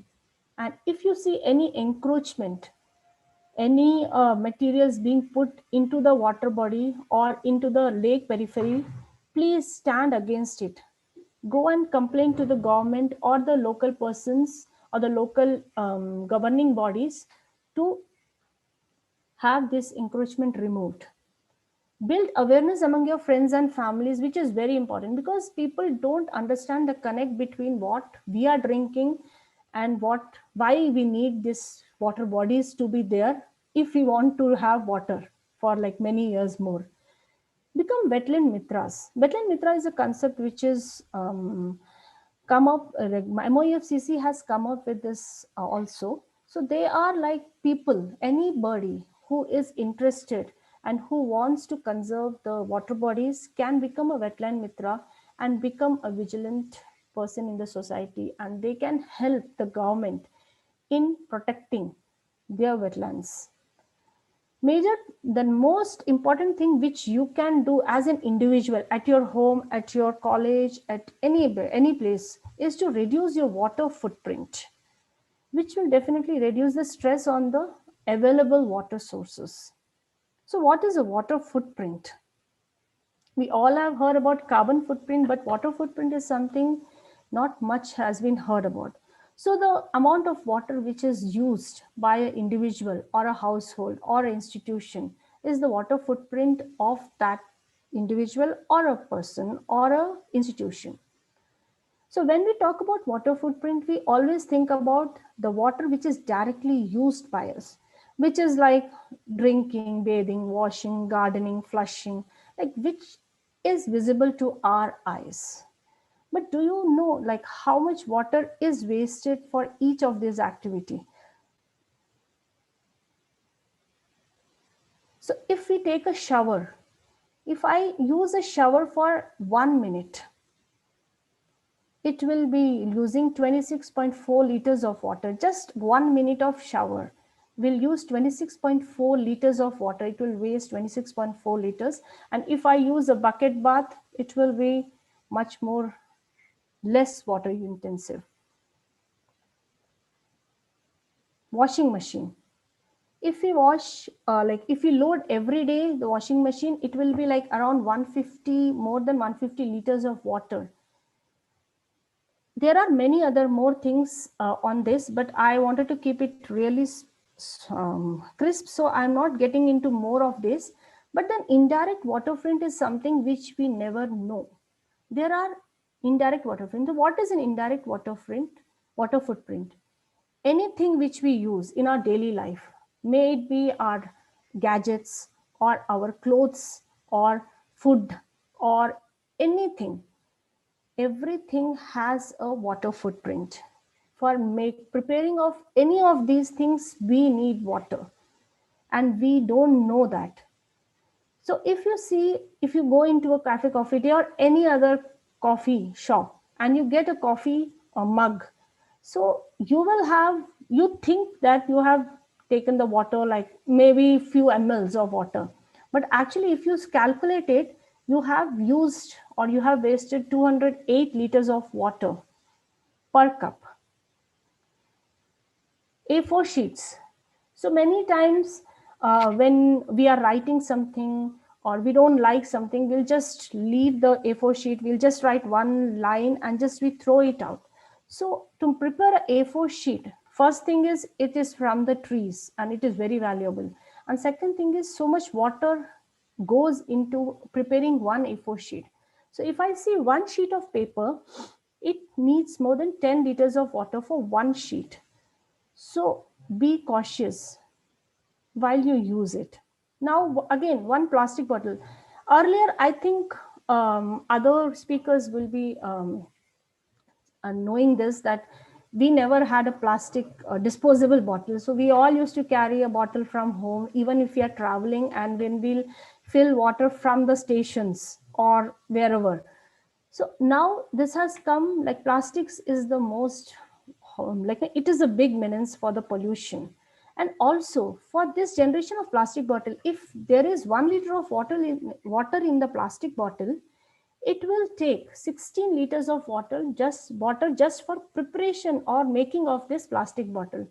Plastic and the cover and the printing of that, everything takes 16 liters. Jeans pant. If I take just an example of a jeans pant, it takes 8,000 liters of water just for making one jeans pant. So I'm definitely not saying that you don't wear clothes or you don't drink anything outside, but the only thing is we have to be very aware and we have to take conscious decisions about these things. So as far as possible, these are the things which we can do. Reducing our water footprint, recycle as much as possible, reduce your water wastage, not water consumption, water wastage, and reuse whatever is possible. So few things which I have written, but you must be having many more things, but I'll just give a few things which can be done for direct water footprint reduction. First and foremost, if there is any leaks in your taps or in your pipes, just get it repaired. Because if we will think that just a drop of water is going, but that drop of water in a month will cost like few buckets of water or few liters of water. We can always switch to using buckets for washing and bathing rather than showers or pipes or hose pipes for cleaning our cars. We can always do this, like no wasting of water, and always tell our younger generation that no throwing of water away and no open defecation and polluting. Saving rainwater through harvesting. As we all know that rainfall is abundant, and I don't think it has reduced a lot in last 50 years. But the only problem is we are not saving it. We are not harvesting that rain which is coming, which is a purer form of water. It just goes into the drain and it gets polluted. So if we can all harvest the rain, it will be enough for you. If it's a 30-40 site and if there are like 4 members in the house, and if we do rain harvesting and with a good monsoon, we can have water at least for 2 to 3 months, which will last for the whole family. which is a good amount of water. And then citizen participation in water governance, what Purushottam Reddy sir also told us, that we have to have, and it should be continuous. It should not be like one instant we all came together and then just it fizzled out. It cannot be like that. It has to be continuous. And indirect water footprint reduction, definitely we have to segregate the waste. We have to remove the dry waste, and if possible we have to reuse it, composting, use public transport, carpooling, and water sensitive consumer choice. So if we want to buy something, just think about, like, if I actually need it. If I need it, I will definitely buy it. But if it's just an extra thing in my closet, then why not leave it for the next time? Then collective actions. With this, I just want to highlight one of the case studies of which I'm fortunate to be a part of it, and which was done through WWF India. It was Bashetelli. Bashetelli is a industrial area in Bangalore rural district. And it was surrounded, this Bashetelli lake, if you can see down, it is surrounded by industrial area in three sites, and just a village in one side. It was a highly degraded wetland like any other wetland. So when WWF India started this work, so we started doing the surveys, and we got to know that this is a cascade system, and there are 4 more wetlands upstream from which water gets into Bashetelli. And if water is not coming into Bashetelli, there might be a problem upstream. So this is the salient features of this Bashetelli wetland. And we started talking to people who have seen this Bashetelli wetland with water, full of water, but right now it didn't have any water. So we started talking, like, what can be the issues, what are the issues. So these were the few things which we did during our initiative. So we started looking at the catchment. So catchment was getting degraded because it's a rural area. It was not fully degraded, but it was getting degraded. And then we started with the institutions, local educational institutions, and scouts and guides and all type of people. We started doing catchment treatment with afforestation, and that to local variety of plants. So when we did this saplings, when we did plantation, we took care that it's not a one-day event. We made sure that there is somebody to take care of, to maintain it till the time it grows and it can be on its own. So whatever we plantation did, it was like 100%, no plants died. So that was one thing we started with. And then we did hydrological connectivity, the connectivity between 2 wetlands, which was very important and which was silted and degraded. So we looked at it and we restored that, so that if one of the wetland is full, it can automatically go into the next wetland, which was the case how they made it. They made these wetland cascades. Then we also did desilting, deweeding wherever needed. We didn't do desilting just to make it a scoop of a bowl of, like a soup bowl, but we did deweeding after like contour mapping, and then whatever is needed, we just removed that silt, and with that silt we made an island in the mid, and where the trees were also already there, so it can be a nesting habitat for the biodiversity. And the last and the major thing which we did was multi-stakeholder engagement. So we understand at WWF India that if we need any program to be sustainable, we have to have the support of the local people. And here the local people were very supportive, and they do understand that this wetland is very important for their drought hit district, because there majorly the groundwater was used and there was no other source of water. So when they understood that this might help in the water security for them, they all came forward and they all became a part of our committee. So our committee had a common local person to the district commissioner of that place. So everybody was together and we used to have meetings where we used to discuss each and everything, every step, and the monitoring was done by them. Other than that, we also did water school programs in the schools to improve the awareness on the local people and the kids who will become an adult and again take care of these water bodies. So this was what it was done. So yeah, so maintaining the slopes and by desilting, de-weeding and clearing thick jungles. So this was how the wetland used to look. So when we used to go earlier and we used to take people and the people will say, where is the lake? Where is the wetland? We'll say, oh, you're standing on it. So this was the condition of the wetland, which no water, and it was a trespassing place for everyone. So we started some of the rejuvenation work in wetland is highlighted here. So we did few rejuvenation work like we brought, and also all the local people were involved in all these things. And this was the monitoring of the work happening, and we were not a part of it, and the local people monitored.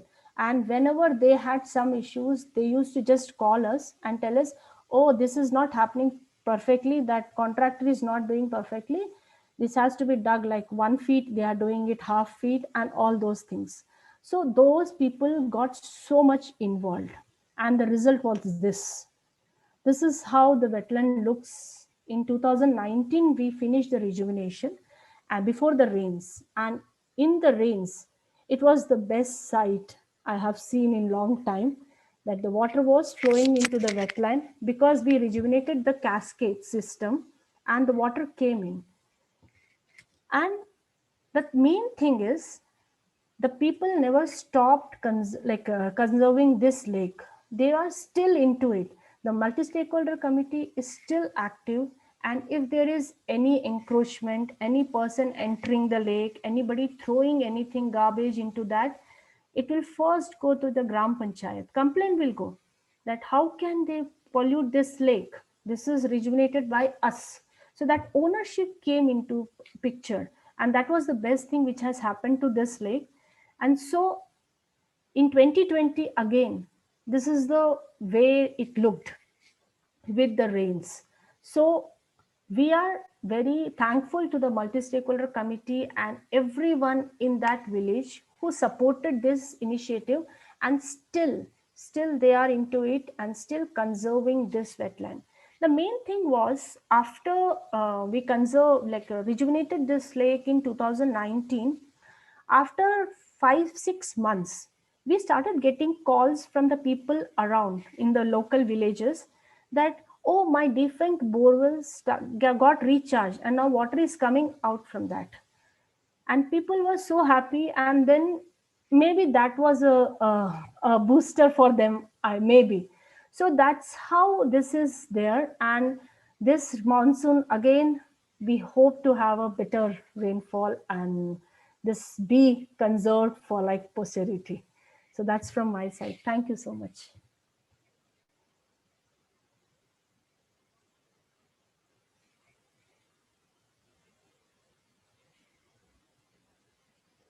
Yeah, thank you, madam.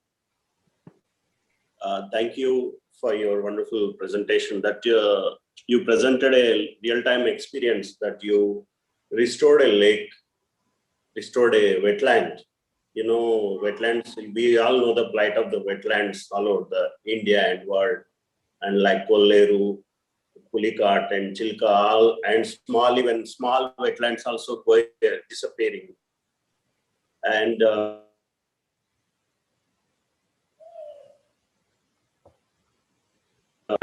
reducing footprint. Really, we are fortunate to hear you in this national conference, and it's wonderful. And I think some other people will take this experience and example to restore wetlands in their areas in the East Coast or West Coast. It's a great work and a great presentation, madam. Thank you for joining and sparing your valuable time here with this conference. organized by Mahatma Gandhi University and Council for Green Revolution. We look forward for long-term collaboration in such kind of a projects. Thank you. Thank you. Thank you. And I hand over this session to the Anjireddy sir. Anjireddy sir.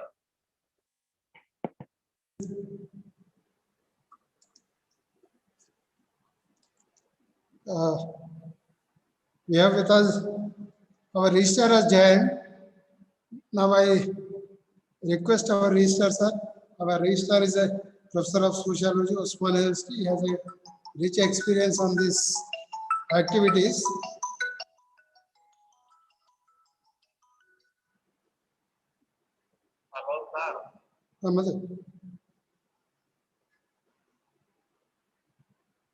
Sir, join.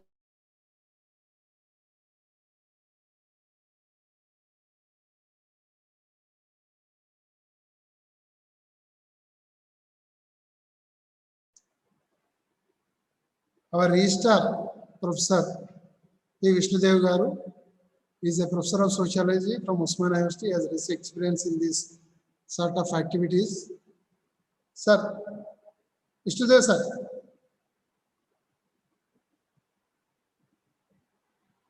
Hello.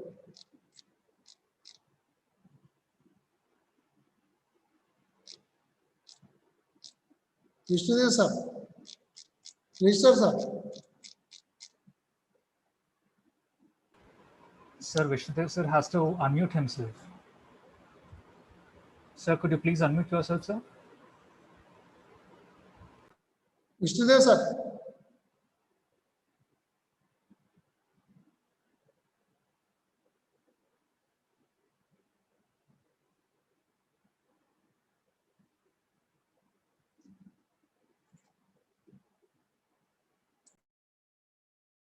Sir, is it possible to call him once?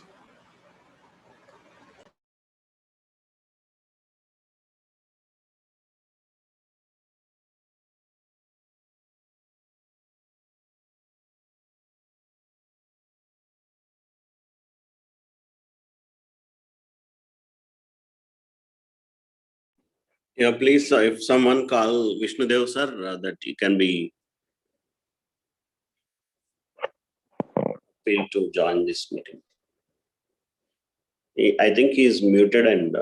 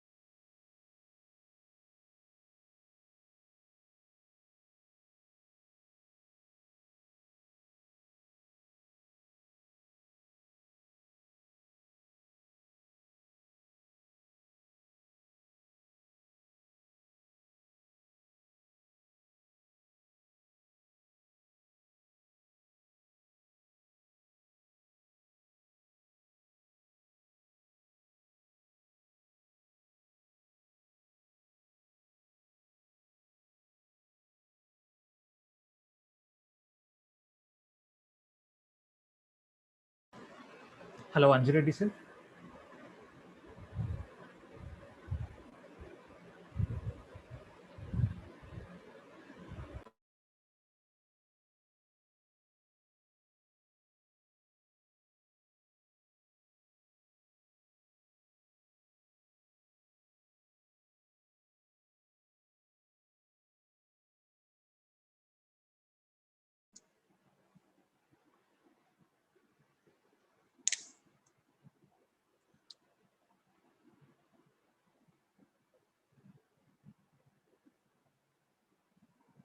Anjali sir's audio is still muted, sir. He has to Yes, unmute sir. himself. I call him, sir. He's joining. He's unmuting and There must be some signal issues, so that is the reason it is not being happening. I called him, sir.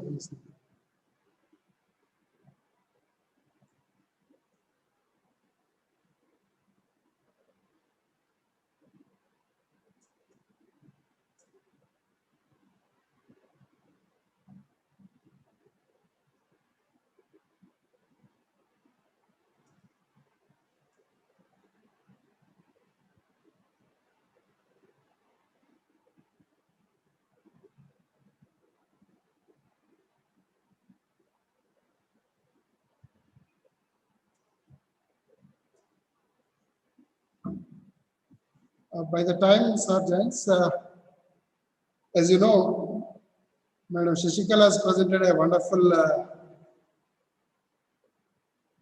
live example what they have done. You know, particularly in urban areas, these wetlands or tanks that have been occupied by the Western interest people, particularly the political leadership.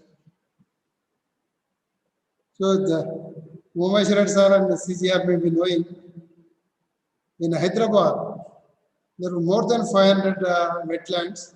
So almost 90% of these wetlands have disappeared in Hyderabad city.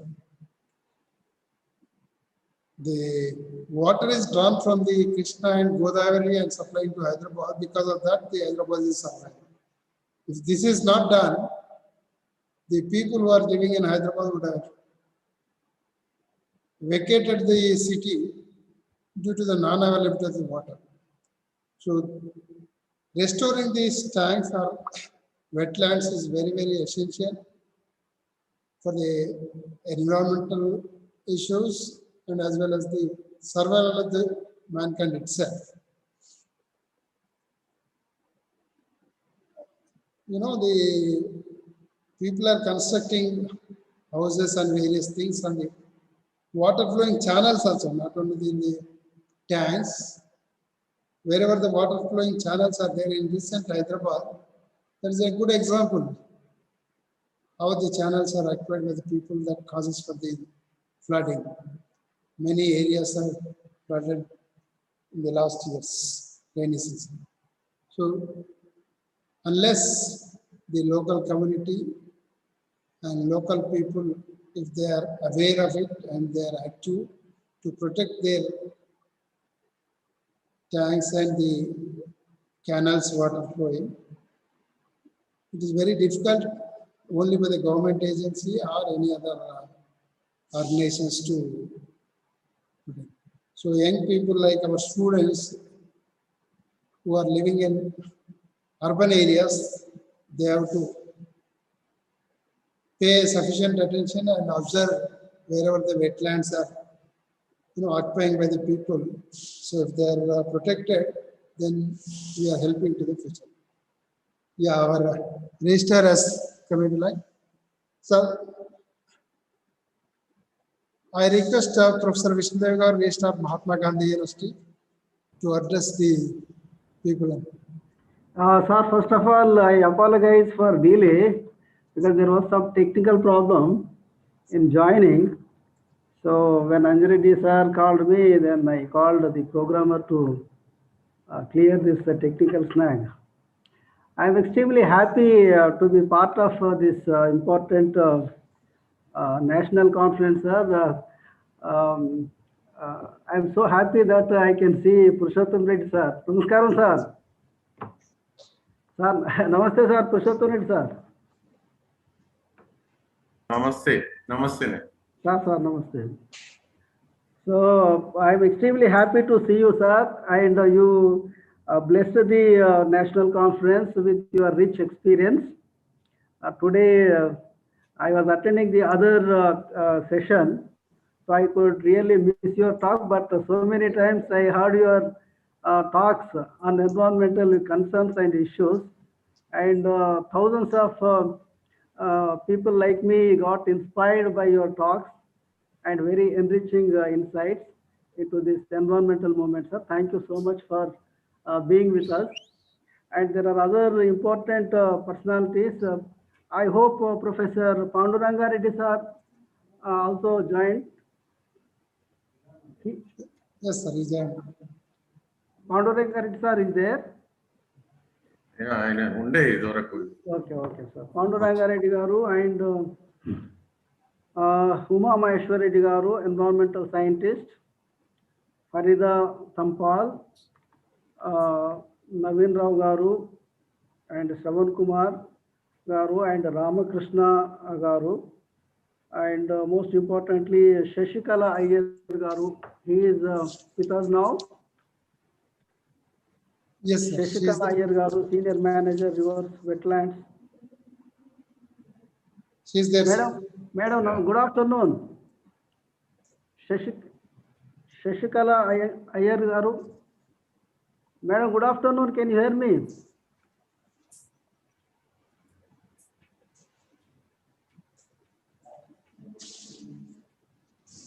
And many other important thinkers and activists joining today's national conference on Earth hello. Day, celebrating Earth Day. Good afternoon, madam. Good afternoon. I was now not able to unmute myself. Okay, okay. I'm so happy to see you. Yeah. And many other participants I welcome, and also very happy that Council for Green Revolution Hyderabad and in collaboration with Mahatma Gandhi University, Department of Social Work, they have conducted this wonderful conference. You might have discussed various aspects on the issues concerning Earth Day 2021, so which falls 22nd April every year. This is the 51st Earth Day, and it is a global call to world leaders, innovators, industry and investment leaders, then many other stakeholders, and particularly youth and students community. So I'm very happy that everybody has to take a concerted action and find the better solutions to restore our planet. Every year, April 22nd Earth Day marks the anniversary of the birth of the modern environmental movement that started in 1970, and it's over 50 years of concerted efforts being made by the pure souls all over the world.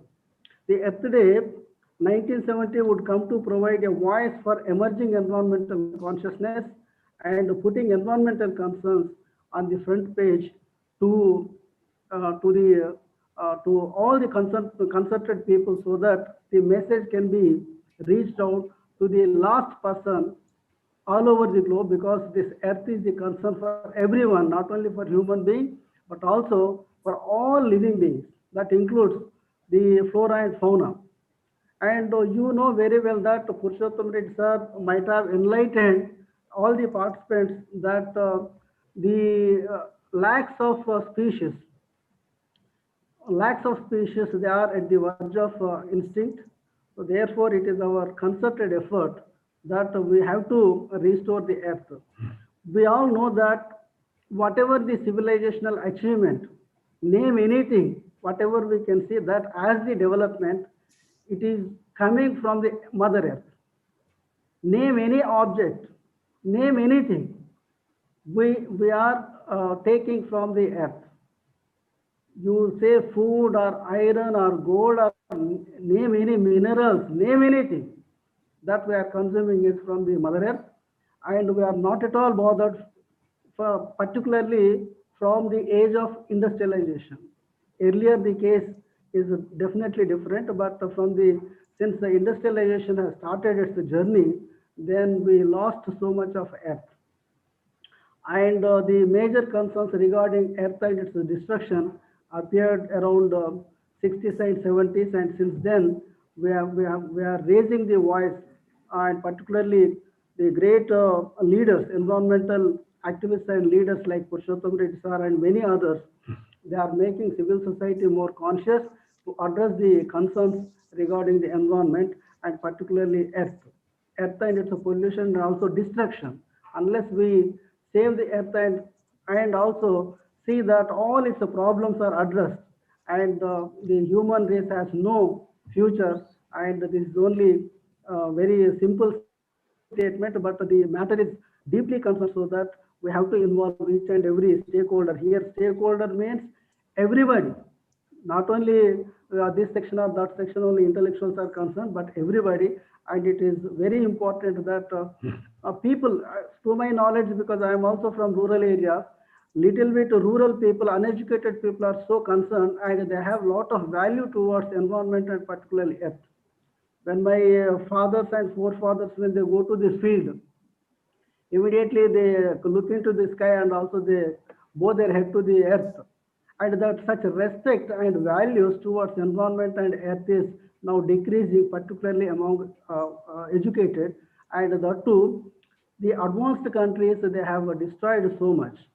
In other words, only educated community should be educated much more, very, on the aspects of the environmental concern than the uneducated and illiterate and poor. Because I have visited even tribal areas also, particularly these Nalamala areas and Chenchu tribes. To our surprise, when we visit them, the kind of worship they have towards the nature, animals, and earth is so higher than the most educated the community, the most educated intellectuals or industrialists or business magnates. And whatever the little they take from the nature, it is according to their only needs, not according to their greeds. So therefore, the kind of respect and the kind of veneration and the kind of economic aspect and also veneration towards the earth and environment should be taken, that the leaf of learning should be taken from the remote tribals, that we should learn how to respect the nature.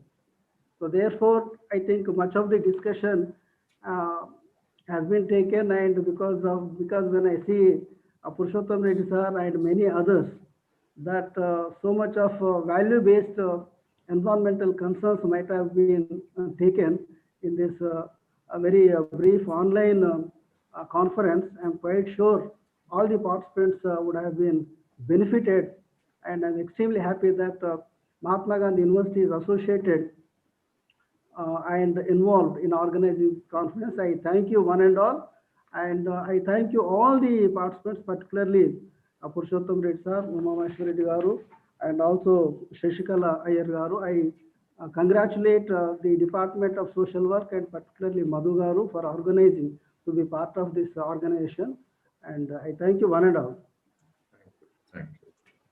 Thank you very much, sir, for your valedictory address. By informing how the tribal communities respect the nature while taking their livelihood from the forests and their responsibility, how responsibly they behave in the forest. So thank you very much, sir. I thank the Professor Purushottam Reddy garu for enlightening us on the environmental works that are being carried by the in India, and other Shashikala Iyer for her wonderful presentation about the restoration of the wetland, and also P.S. Ramakrishna garu, he has also given a very good, wonderful presentation on the wetlands in urban areas and conservation of the biodiversity. I also thank the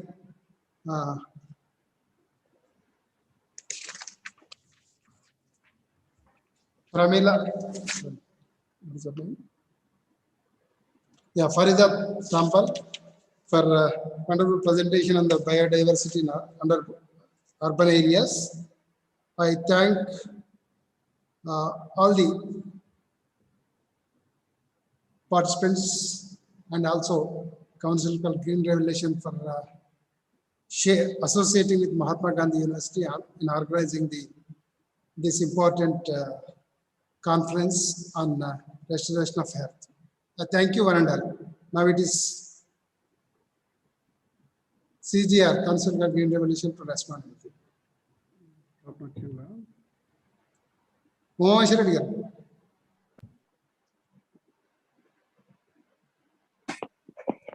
Yeah, thank you, sir. It's a wonderful event, and eminent speakers. Actually, we have very stalwart speaker like Professor Purushottam Reddy have enlightened us, and Farida Tampal and Shashikala Iyer, Dr. Ramakrishna Garu, Professor Panduranga Reddy Garu. He was head of the department. He's the head of the Department of Geology at Sciences, Usmania. And this is very important occasion that we have joined, and we have discussed on many things about the restoration of the earth, and our president, Srimal Leela Lakshma Reddy Garu, have presented our insights. And Mahatma Gandhi University,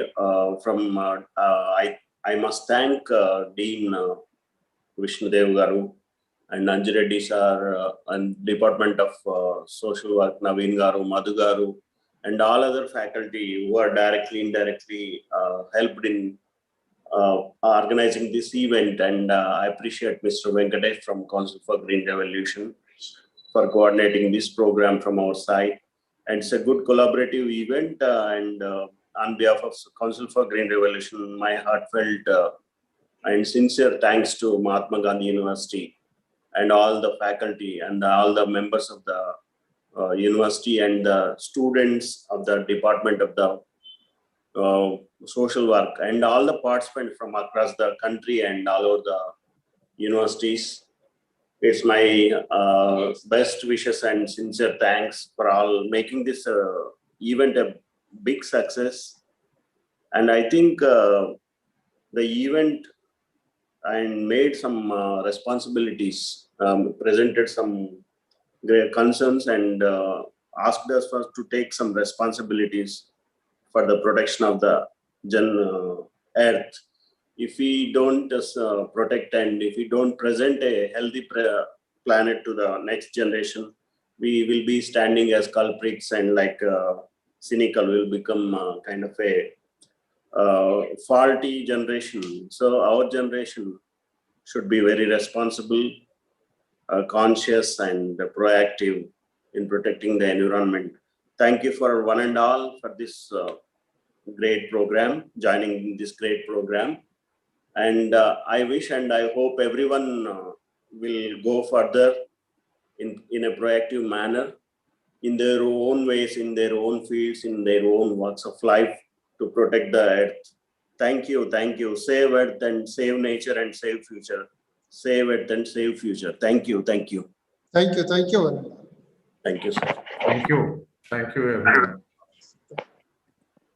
Vishnudev Garu, namaste. Sir, namaskaram, sir. Namaste. Namaste, sir. Purushottam Reddy, sir. Sir, నేను వచ్చి కలుస్తాను మిమ్మల్ని మళ్ళీ తర్వాత. నా భాగ్యం. Thank you, Anna. Thank you, sir. Thank you.